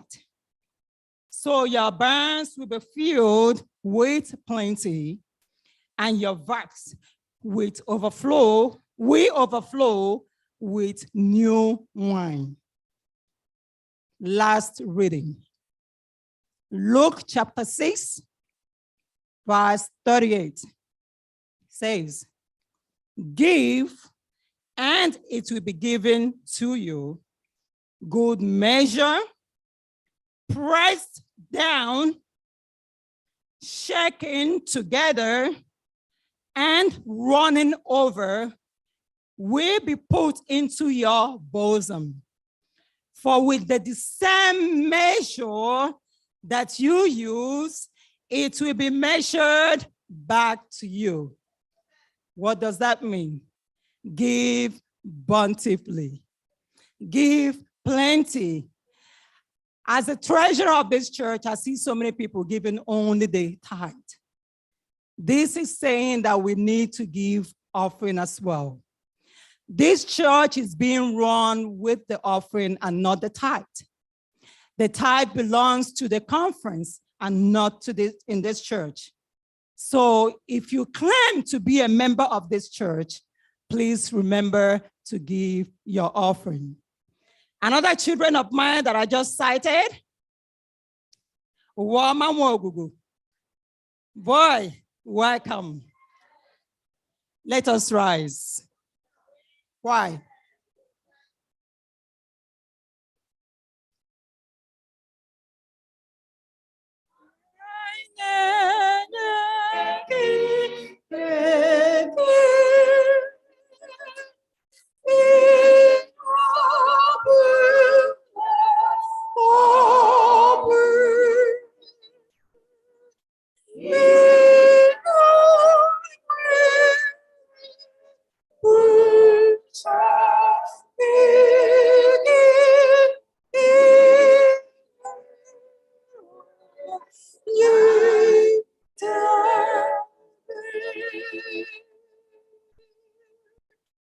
Our Father and our God, we thank you for this opportunity to be here today.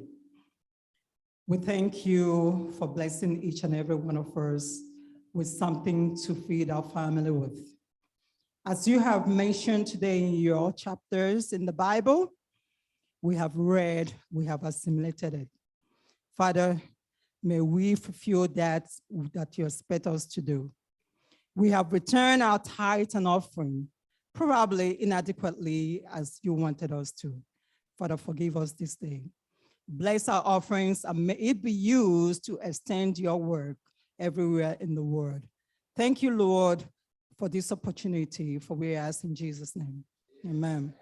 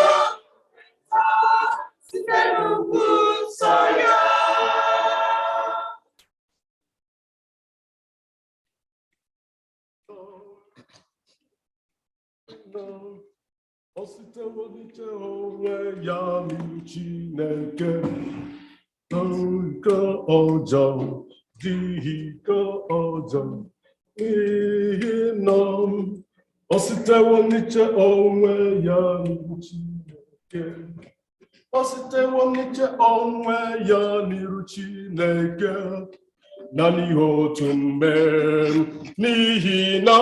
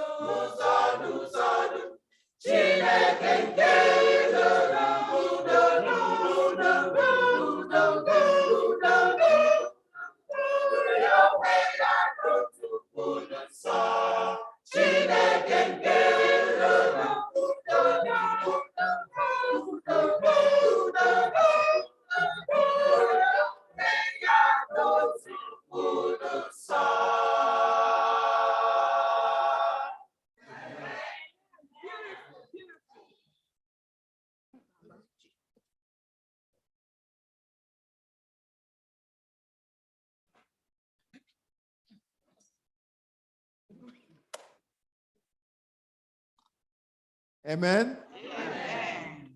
The choir has just rendered a special song, which you can find in 1 Thessalonians chapter 5, verse 23. But today and right now, we are going to hear a message. Our sister is not going to preach. She's an educationist. She's only going to share new information to us. So I crave your indulgence to give her your ears as she shares this new information to us at this time. She's our sister that has served fervently in the children's department for a long time.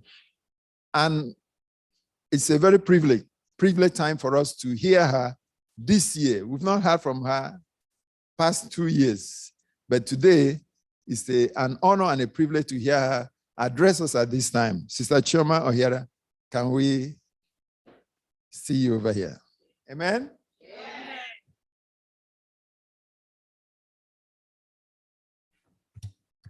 Happy Sabbath, church.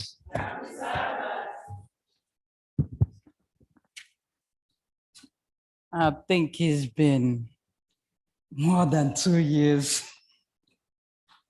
If it's not up to 5 or 6. I think it was during the children's ministry years that I've been here. Yeah, it's echoing, right? Okay. Thank you, choir. Beautiful song. The topic of my sermon today is how to raise your parents. It is funny that when I sent the title to someone, they told me, I think there's an error. Are you sure it's right? I said, there's no error. It's very fine. Who is eager to find out more about this topic? Only 2 people. Okay. Sorry, but you're just going to have to wait a bit longer if that's okay with you. Proverbs 17 verse 6, where we took our Bible reading. It says, children's children are the crown of old men, and the glory of children is their father. Ephesians 6, 1-3, just like we read, children, obey your parents in the Lord. But let's go to Ecclesiastes 12, verse 1, and it says, remember now thy Creator in the days of your youth, while the evil days come not, nor the years draw nigh. I am particularly interested in Ecclesiastes 12, verse 1. There, in the midst of that verse, is the phrase, days of thy youth. Mr. Jerry Vine said, that phrase, the days of thy youth, captured his imagination and attention as he was preparing to deliver the message to young people like I am today. The days of thy youth. Oh, what time that is. The days of thy youth are those carefree days in the life of a person. The days of going to school, the days of playing, The days to that first date, the days of sleeping late, those carefree days of youth, but also it reminds me that these days are crucial days. Did you realize that most of the most important decisions of your lives are made when you were a young person? The choice of what you're going to do in your future is normally made when you're very young. The decision you make about the values of your life is normally made during the days of your youth. Out in Texas on a freeway, there is a sign which reads, "Be careful of the next road you take. You will be on it for 200 miles. Wow. And that is exactly the way it is in the life of a young person. The decisions you make as a young person will greatly shape the rest of your life. Now, it is a time when you can make the best of the opportunity. Let us pray. Lord, I pray that you will open the mouth of this sinner standing before your church to proclaim that word in the power of the Spirit. Wash me with the blood of your Lamb in Jesus' name, amen. Mr. Nelson wrote, when it comes to the youth in the church, everyone has an opinion on how they should behave. The parents, we hope to see their youth surrounded by good mentors, good Christian relationship, and a solid family-based lifestyle. The church leadership, they hope to reach and shape their youth into great future leaders. Pastors and spiritual leaders hope to instill a solid spiritual direction based on the word. It is like everybody has a to-do list for the youth in the church. With this long checklist, don't you think we need to add their needs to the list? You probably say, that you don't know what they want or what they need, right? The truth is that we don't know what we want neither. We don't even know what others need. We are all learners in the school of life, trying to get to the next step in our Christian journeys. Young people have been told that they don't know what they need. That's why parents will choose their friends, their career path, while the church provides them with relevant spiritual guidance. Even though all this is done with good intention, we risk providing them with the only things they should know and not what they need to advance to the next step in their Christian journeys. We need to strike a balance between teaching what they need to know and what they need to grow in their journey. How do we know what the youth in the church need? The answer is very simple. We have to eliminate the guesswork and get the information straight from our youth in the church. They did a survey and collected about 200 responses from the youth in various churches. And in this article, we will cover some of the topics. We have a table of context, and nobody will believe the topics that was on those responses. We're just going to take just a few of them. Mental health. Even after so many studies and talks about mental health, it is still one of those areas that most people do not want to go to. Surprisingly, mental health was the second most requested topic from that survey. In most cultures, any sign of mental health issues was seen as weakness and beaten out of you. Do you remember as a young person how you were expected to behave in a certain way and bring specific good grades home regardless of your abilities and learning styles? Mr. Nelson goes on to say a few years ago that his wife was doing her master's in social work and he happened to pick up the DSM, the Diagnostic and Statistical Manual. And he said, if you have not browsed through it, please do. To keep the story short, Mr. Nelson said that he was depressed after reading this book because he checked off most of the diagnoses in that book. You see, mental health affects everyone somehow, and we need to be talking about it. Our youth in the church today want us to address mental health. Mainly, listen to this, mainly because they see their parents struggling with it, and they too are struggling with it. So it needs to be addressed. Another one, family and relationship. About 20% of the people who suggested the topic of family and relationship went into detail to explain why. One common concern is that communication with parents and church was one way. That means the adults get to control every aspect of the relationship. For example, many young people did not like the type of sermons they were getting.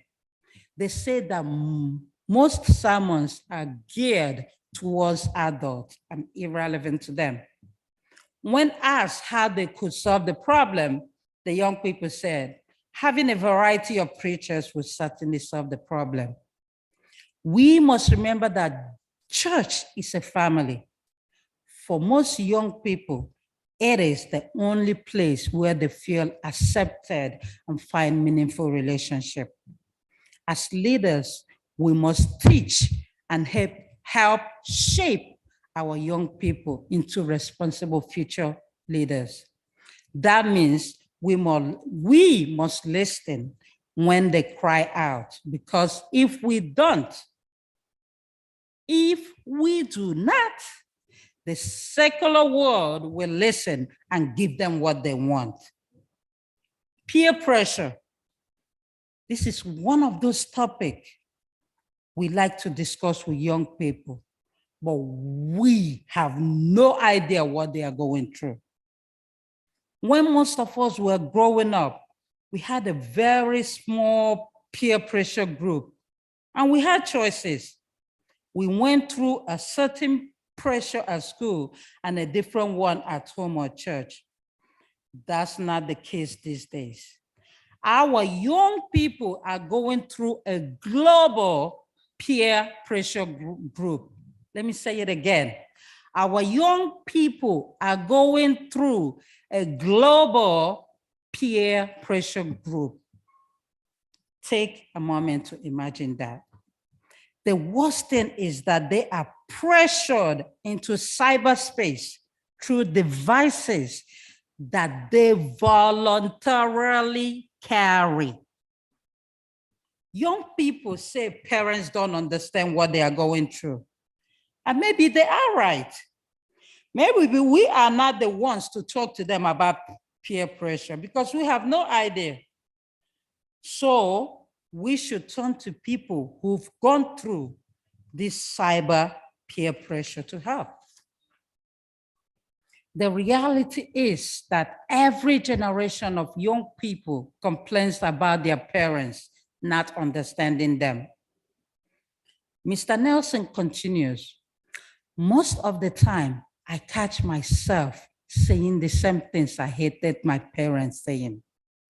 I wish I didn't have to say them, but I am who I am today because they said and did what they said. I am comforted knowing that I did part of what my parents did. I would also help shape my children into responsible adults. The key word here is part. That means I must do it apart and leave room for them to show their personality.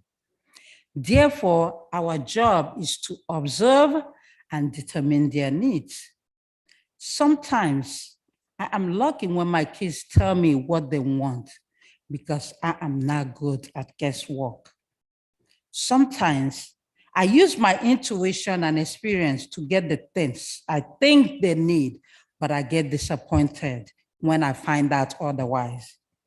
That's why I strongly believe that the church is in a position to impact so many lives by simply doing one thing: asking people what they need. If we don't do that, we risk providing things people need to know to survive and not pushing them into the next step in their journey. How can we encourage youth in the church? When we ask someone for their opinion or simply what they need, you tell them that they matter and that you see them. Everyone wants to be seen. The youth in the church wants to be seen by their church leaders and their parents. If we fail to see them and value their opinions and needs, other people will. So many people are paid a lot of money to see our young people and offer them terrible solutions. The question you must answer today is, who do you want your children to be seen by? The church or the secular world? What are the significant issues facing the church today? The church's major issues today are primarily related to the loss of younger generations. We can say it here. In recent years, many churches have seen a decline in attendance among youth, adults, and teenagers, resulting in an increase in their aging congregation. This is a significant issue for many churches, affecting their immediate membership number. This often causes tension within the congregation and can be challenging to address, but they must be addressed if the church is to remain relevant and open to all people. How do we motivate youth in the church? Motivating youth in the church can be very difficult, but it is one of the most important aspects of keeping young people engaged and interested in the church. One of the first steps to motivating youth in the church is to create an environment that is welcoming and engaging. Most young people in this age group are school students, so creating an inviting environment with young group activities, youth group activities, fun activities, and exciting music is crucial. Additionally, providing opportunities for youth to take on leadership roles and serve in the church or youth church can help motivate them. Another way is to have a dedicated youth pastor or leader focused on engaging and inspiring youth. This individual should help create an environment of acceptance, understanding, and fun. Listening to their ideas and input can further motivate youth by showing their opinions are valued and appreciated. What are the challenges of youthful life? One of the major challenges of youthful life in our Christian faith is finding a sense of purpose and direction. Young people often struggle to find their place in society and to make decisions about their future. Though this is a common experience for many adolescents, it can become more difficult when faced with uncertain economic times, lack of financial security, or limited career option. Additionally, young people may face peer pressure or stress-related pressure. Why is youth ministry hard? Youth ministry can be hard for several reasons. First and foremost, young people often have very different interests and needs from those of older generations. As a result, it can be difficult to create programming or initiative that appeal to the youth in the church while still resonating with the larger membership. Additionally, many young people are navigating major life transitions and facing challenges such as changing relationships, academic pressures, and career decisions. This can make it difficult to relate to their struggles or offer meaningful support.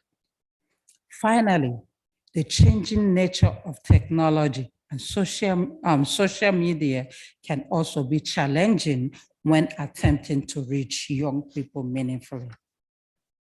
Now, to the topic of the hour, how to raise your parents. As young people mature into their teenage years, their cognitive abilities increase. Some of the greatest joys of life can occur as young people and parents come to deeper understanding of each other and through sharing their feelings, dreams, desires, and even fears. Now, about the topic of the sermon. Most of us undoubtedly realize that God gives parents the responsibility of raising their children. After all, they are parents. Sometimes, however, it is helpful to think outside the box to better understand important principles. In this sermon, I will be using the term raise in the sense of lifting them up, invigorating them, heightening them, elevating them, and raise the spirits of your parents. Are you disappointed yet? It's not what you want to hear, right? Let's begin with the obvious. As young people, you probably understand that your parents have already gone through their terrible twos, their puberty, adolescence, and 7 different teen years to finally reach adulthood. And along with each of these growing phases, your parents experience ups, downs, highs, lows, fears, rejection, love, hate, including a vast assortment of troubles and problems and heartache and headache and joys, which, when put together, provide the kind of knowledge and wisdom they needed to survive and succeed in life. As such, your parents have more experience than you. Experience they can share with you for your own good. When you walk, study, or play, each new day brings some unique discovery that captures your attention. It's no different with your mom and your dad, except that they've been doing it longer. And just like you, they also learn new things every day. But because your parents have been at it a little longer than you have, the odds are that they will usually have a better understanding of issues than you. Perhaps you have also noticed that your parents occasionally make mistakes. I'm going to say it again, because I think, in a way, young people see their parents or any adult in their life as perfect. No, we are not. I'm going to read it again. Perhaps you have also noticed that your parents occasionally make mistakes. Sometimes in your eyes, it might look like a lot of mistakes. No one is perfect. Do you ever say anything you wish you could take back? Young people, if you do, oh well, welcome to the club. We all make mistakes. Just like you, there are times mom and dad wish they could take back something that they have said or done. While we all make mistakes, the challenge is to narrow down these mistakes. In terms of young people, how they should treat their parents, the Bible is very clear. Exodus 20, verse 12. Honor your father and your mother so that you may live long in the land of the Lord your God is giving you.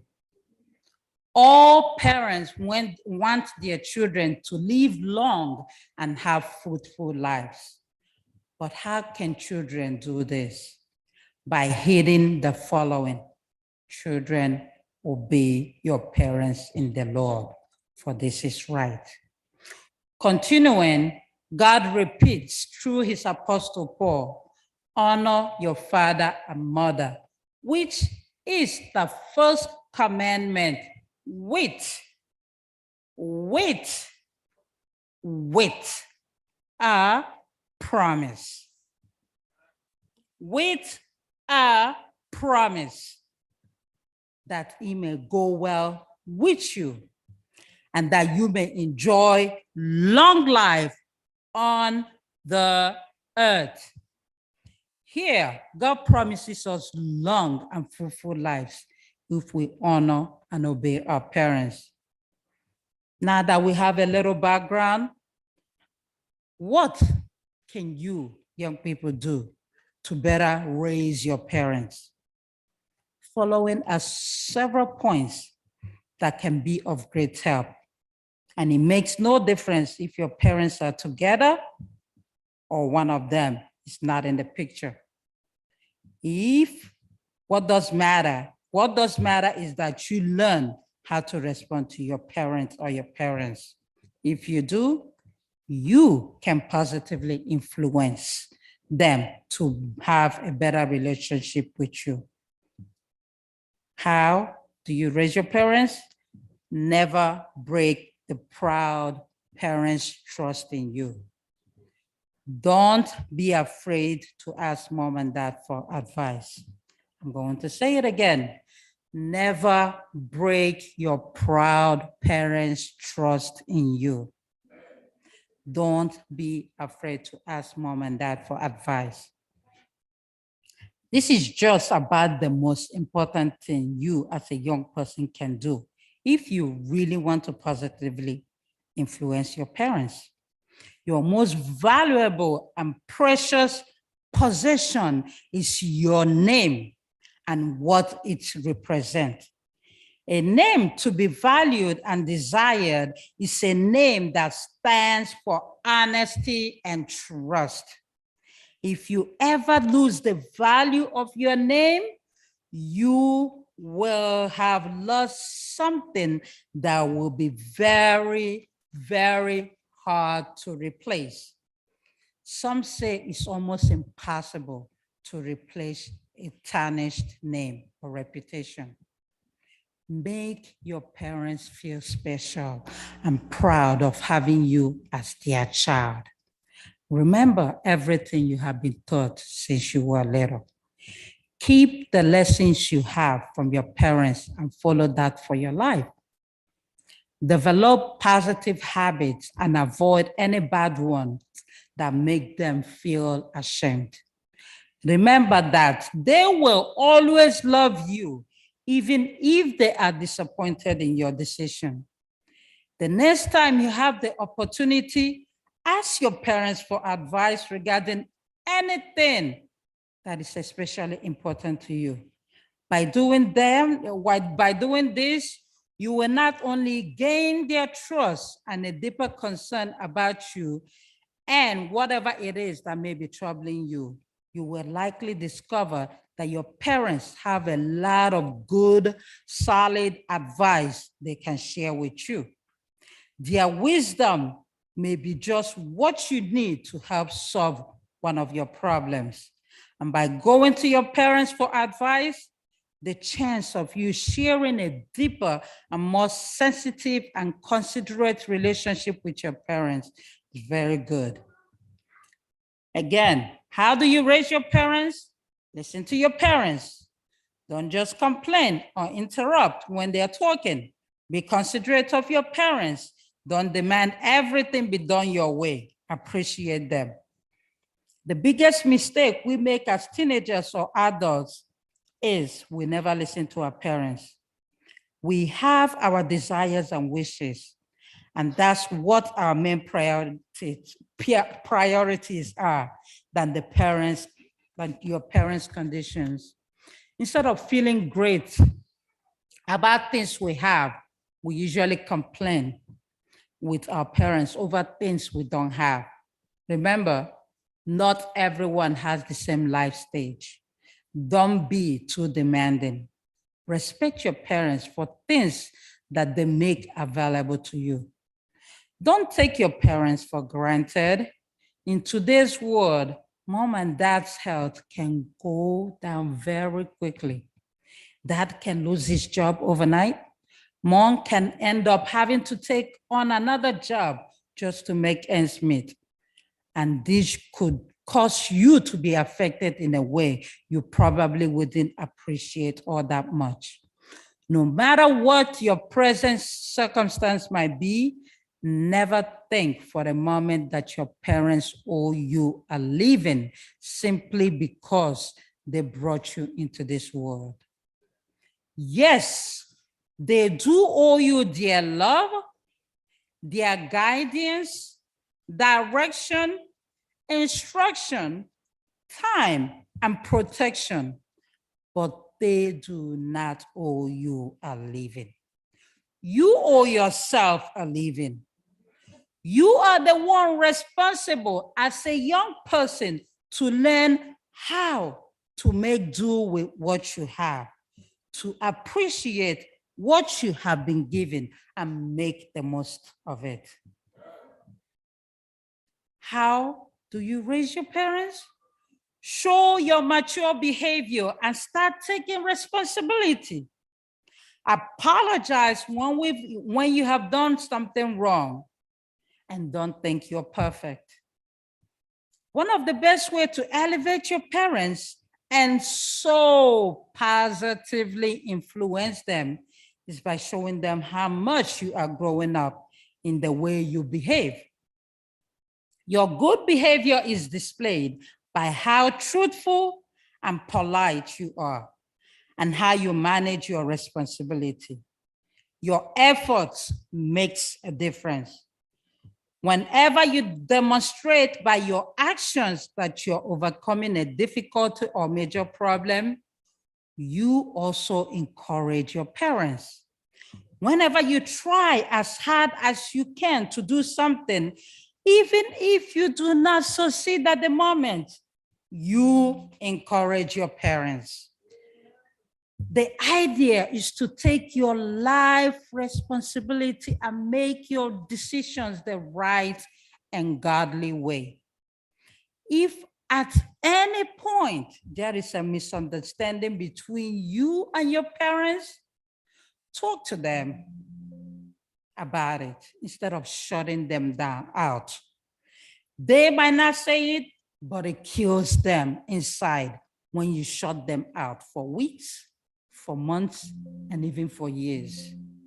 Making mistakes is part of being a human, but it is wrong to make a mistake and not apologize for it. You are not perfect. Please try to never become so upset at your parents' shortcoming that you fail to realize that you too have things you must overcome. Matthew 7:3-5. Why do you look at the speck of sawdust in your brother's eye and pay no attention to the plank in your own eye? How can you say to your brother, let me take out the speck out of your eye, when all the time there is a plank in your own eye? You hypocrite, first take the plank out of your own eye, then you will see clearly to remove the speck from your brother's eye. Whenever you see some of your parents' fault, remember, sometimes it's pretty difficult being a parent. In fact, sometimes it's difficult just being an adult. As a young person living at home, you probably don't have responsibilities of raising a child.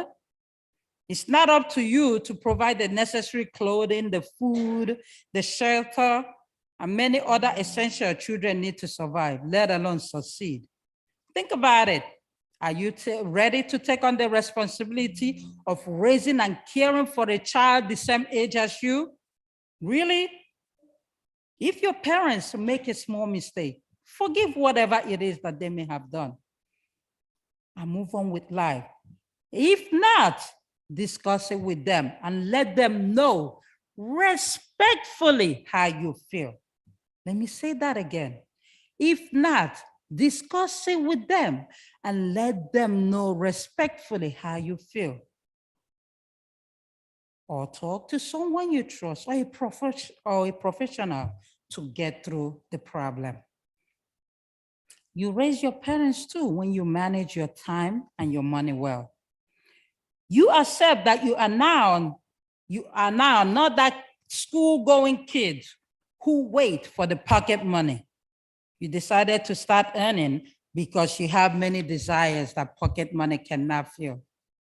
More than that, you feel ashamed to ask for money from your parents because you yourself understand that now it is a time to earn and help your family too. Now that you're serious about future expenses and start to manage your money likewise, before buying anything, think and decide whether it's your desires or actual need. Notice how a parent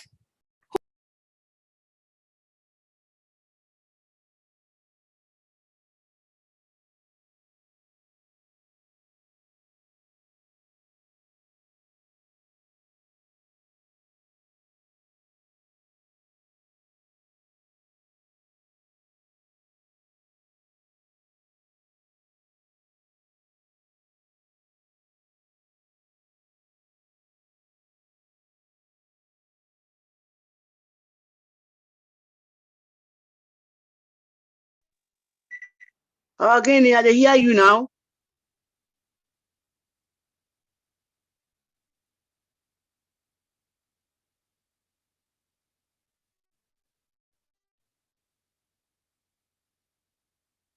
I'm hearing you. You don't stop. Shoma.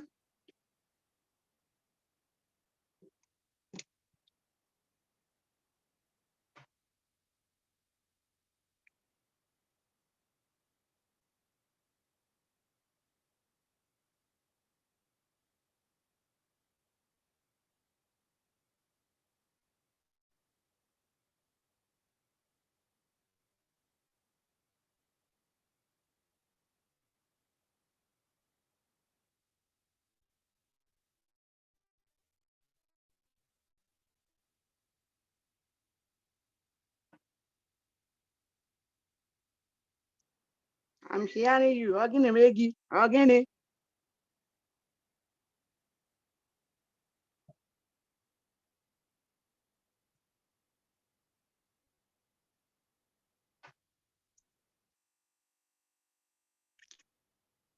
yes, sir.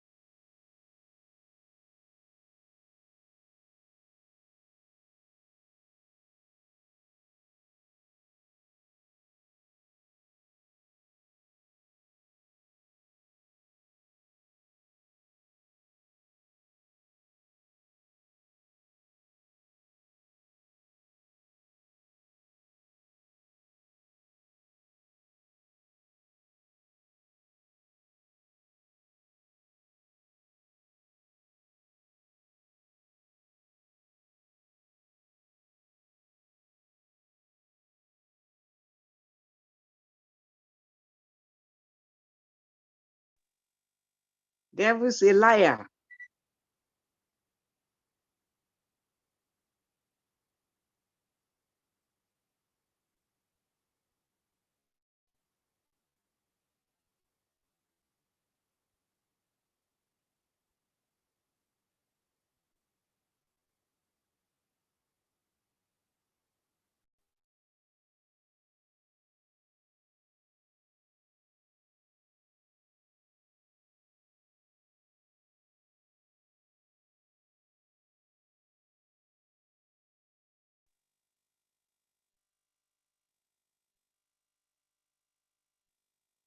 Devil is a liar.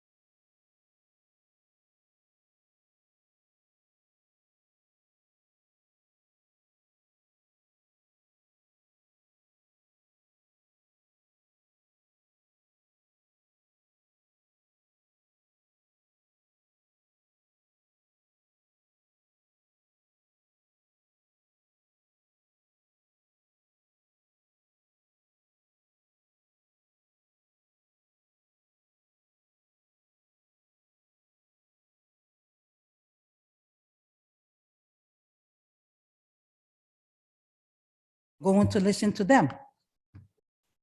You know the strengths and weaknesses of the adult in your life.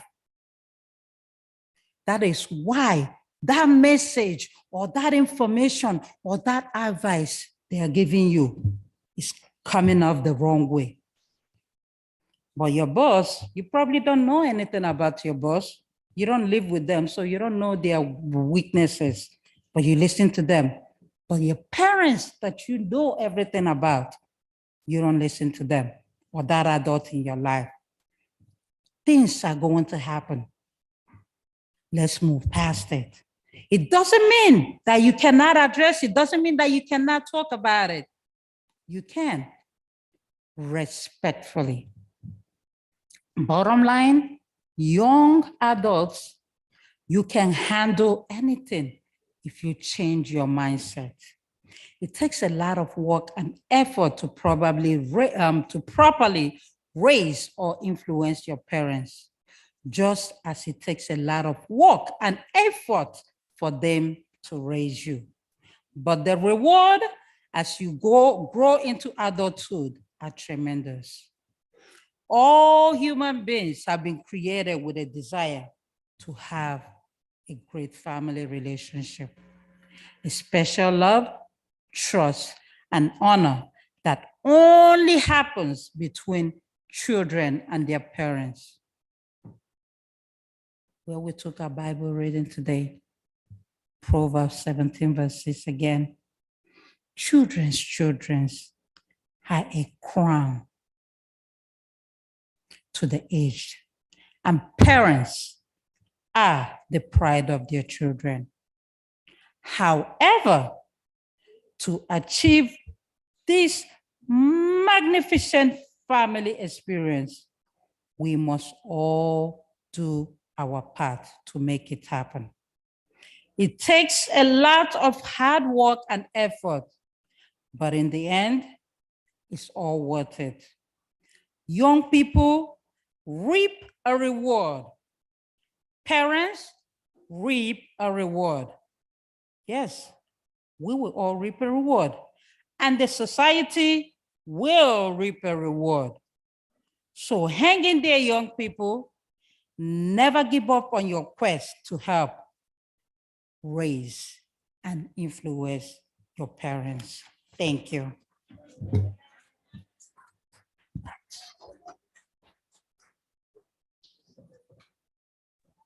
Amen. Amen. Beautiful. Shama. Thank God.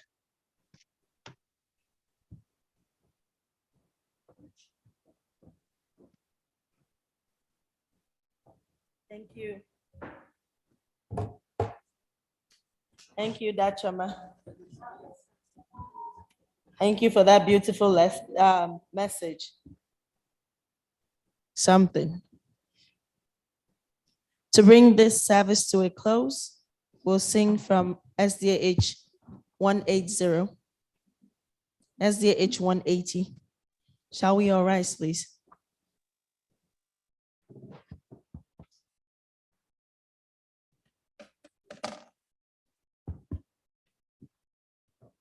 In heaven interceding. Oh, listen to a wondrous story, counted once among the lost.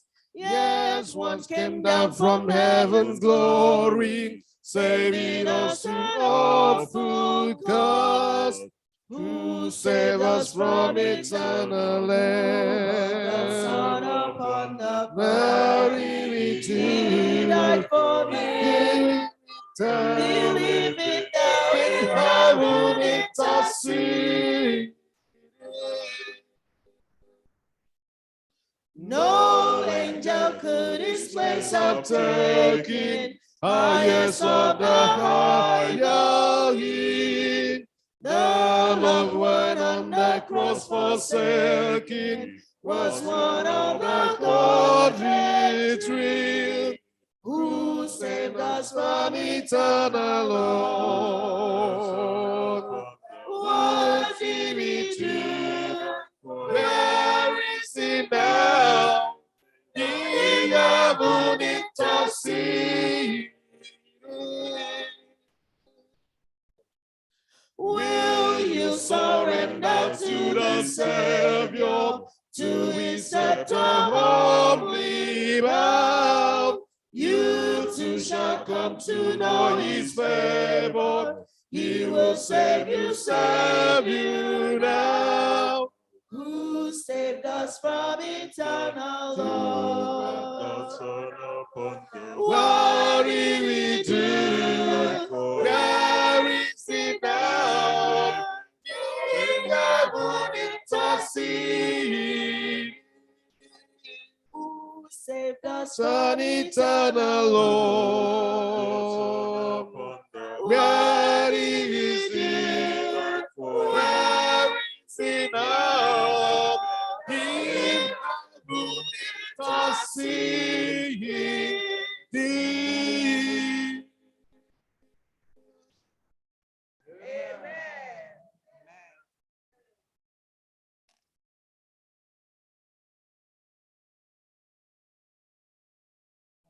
I had benediction prepared for Tadema. Can you please join us? We need to pray for our youth.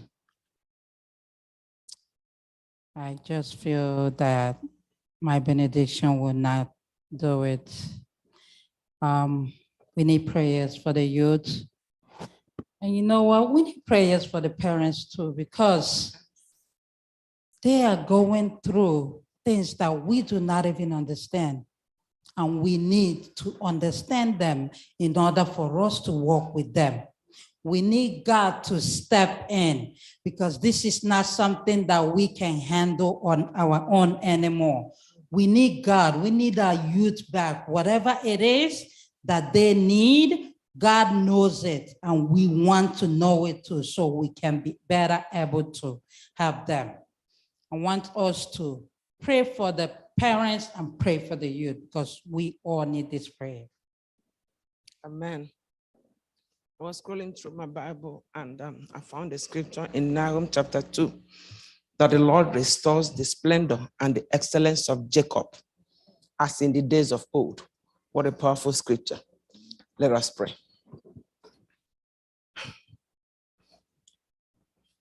Our Father and our God, Jehovah is your name. From the rising of the sun to the setting of the sun, you are God all alone by yourself. You are high and you're lifted up, and there is no one like the God of Jeshurun, the one who rises upon the wings of the heavens to bless his church. We want to thank you for the messenger and the message of this hour. We pray from the heavens, restore her in Jesus' name. Amen. In a very special, we want to thank you for how far you have blessed us.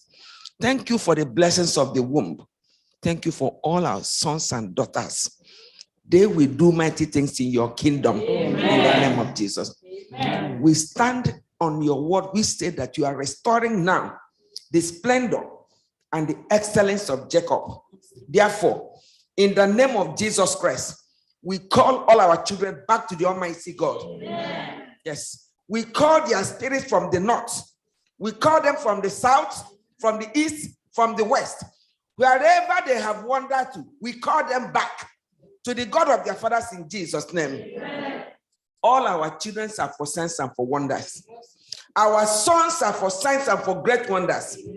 Our daughters will be planted in palaces according to the word of God in the name of Jesus Christ. Our children are the head and not the tail. Father, forgive the days of their foolishness. The Bible says this morning that in times of ignorance you winked. From the heavens, wink at their ignorance and give them a fresh start in the name of Jesus Christ. Amen. These children are the head and not the tail. They will succeed. Amen. You will give them plenty of every good thing. Amen. In the name of Jesus Christ. Amen. Our children are blessed. Amen. On this Sabbath day, they are blessed. Amen. The works of their hands will prosper. Amen. If they go to school, they will succeed. Amen. When they marry, they will have children. Amen. In the name of Jesus Christ. Amen. We are standing on the word of God. It's our restoration day. It will be said of this church and everybody here and beyond that the Lord did it. Amen. Yes, the Lord did it. So we thank you that today is a brand new day. The old record now is history. It's a new beginning. So Lord, from the heavens, what you did for Daniel, do it for our children. Amen. We dare them to be a Daniel, a Joseph, yes, a Samuel, a Timothy, in the name of Jesus Christ. Amen. They will remember you in the days of their youth. They will teach their children that thus says the Lord. In the name of Jesus Christ. Amen. Yes. Please, Lord, again, forgive the days of their foolishness. Whether they have drank alcohol, Father, have mercy. Amen. If they have gone to the wrong woman, if they have been in the back of the it's a brand new day.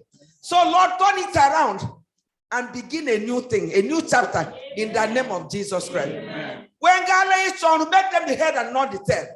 In the name of Jesus Christ. Father, put a crown of honor and a crown of preference that makes a man want to stand out among his or her peers. In the name of Jesus Christ. May they begin to hear your voice. Yes. When they want to make heaven, make decisions for them. Help them to honor their parents so that their own children will honor them. In the name of Jesus Christ. We thank you that their matter is settled already. In fact, your matter is settled by day. Amen. In the name of Jesus. Amen. Their matter is settled by night. Amen. In the name of Jesus. Amen. Their matter is settled by noon. On the highway is settled. In the marketplace settled. In the workplace is settled. In the name of Jesus Christ. Our children are royalty because they bear in their body the marks of our Lord Jesus Christ. Yes, the old mark is out and the power of Jesus is upon their lives. We thank you for these amazing parents that have worked so hard to raise us to your glory. Jehovah, bless them. And I decree over every parents and grandparents, your strength will not fail. Amen. In the name of Jesus Christ. Amen. As your days are, so shall your strength be. In the name of Jesus Christ. Amen. You shall live and not die. Nobody here will die in the midst of their days in the name of Jesus Christ. We have labored. And so, Father, as we leave this place, we are leaving this place testifying that the Lord has done it. Thank you for this church. Thank you for everyone online and everyone here for doing a new thing. Give us plenty of every good thing, plenty of blessings, plenty of strength, plenty of peace, and plenty of blessings, and plenty of victories, plenty of favor. In the mighty and matchless name of Jesus Christ. Amen. Hope in the coming of the Lord. We have this hope that the Spirit out. Hope in the coming of the Lord.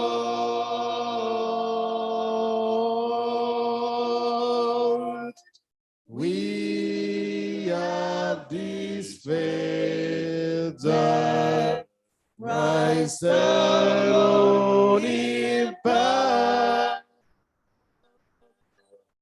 faith in the promise of His word.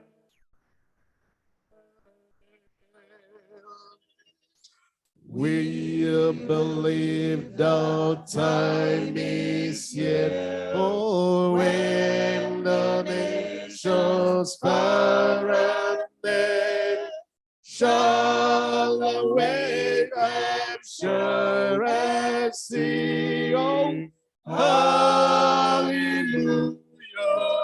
Christ is King.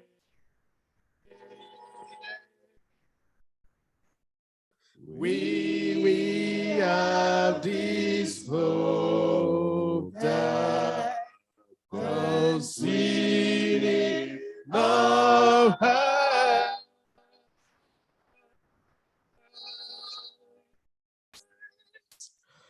hope in the coming of the Lord.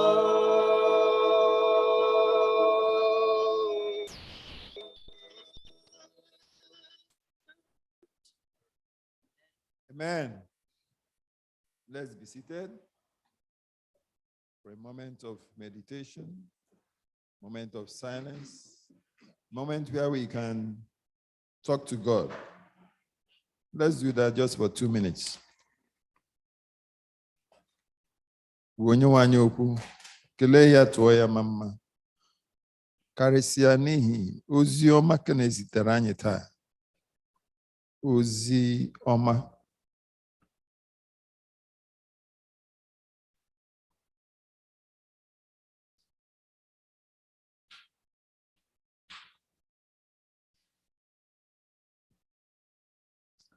Father, we thank you for your word. We thank you for your message. It has been long we had messages like this, but today you have brought it for a purpose. Somebody has been touched today through this message. We thank you for our friends, our loved ones, our families who are here. We thank you that you brought them to hear your word today. May all glory and honor be thine in Jesus' name. Father, through this message, help us to grow. Help our children to grow and help the parents to grow. Thank you, Father, for the better life you have promised us. Going to speak life unto us one by one. And as a church family, both those online and those here, in Jesus' mighty name I pray. Amen. Thank God. Amen.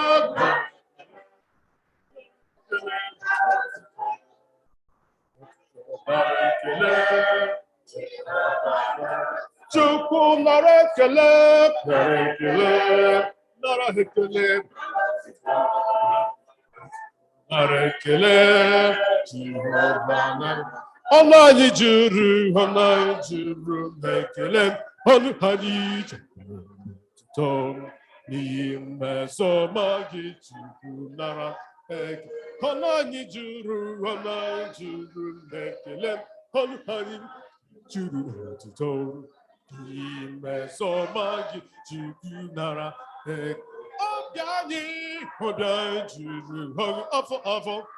Eji ọkwanye n'ihi ịhụnanya gị n'ebe ụmụ gị nọ, n'ihi ịhụnanya gị n'ebe ụmụ gị nọ. Ọla jiri m na-ekele ọnụ anyị jiri n'ọtụtụ n'ihi mmesoma gị Chukwu nara.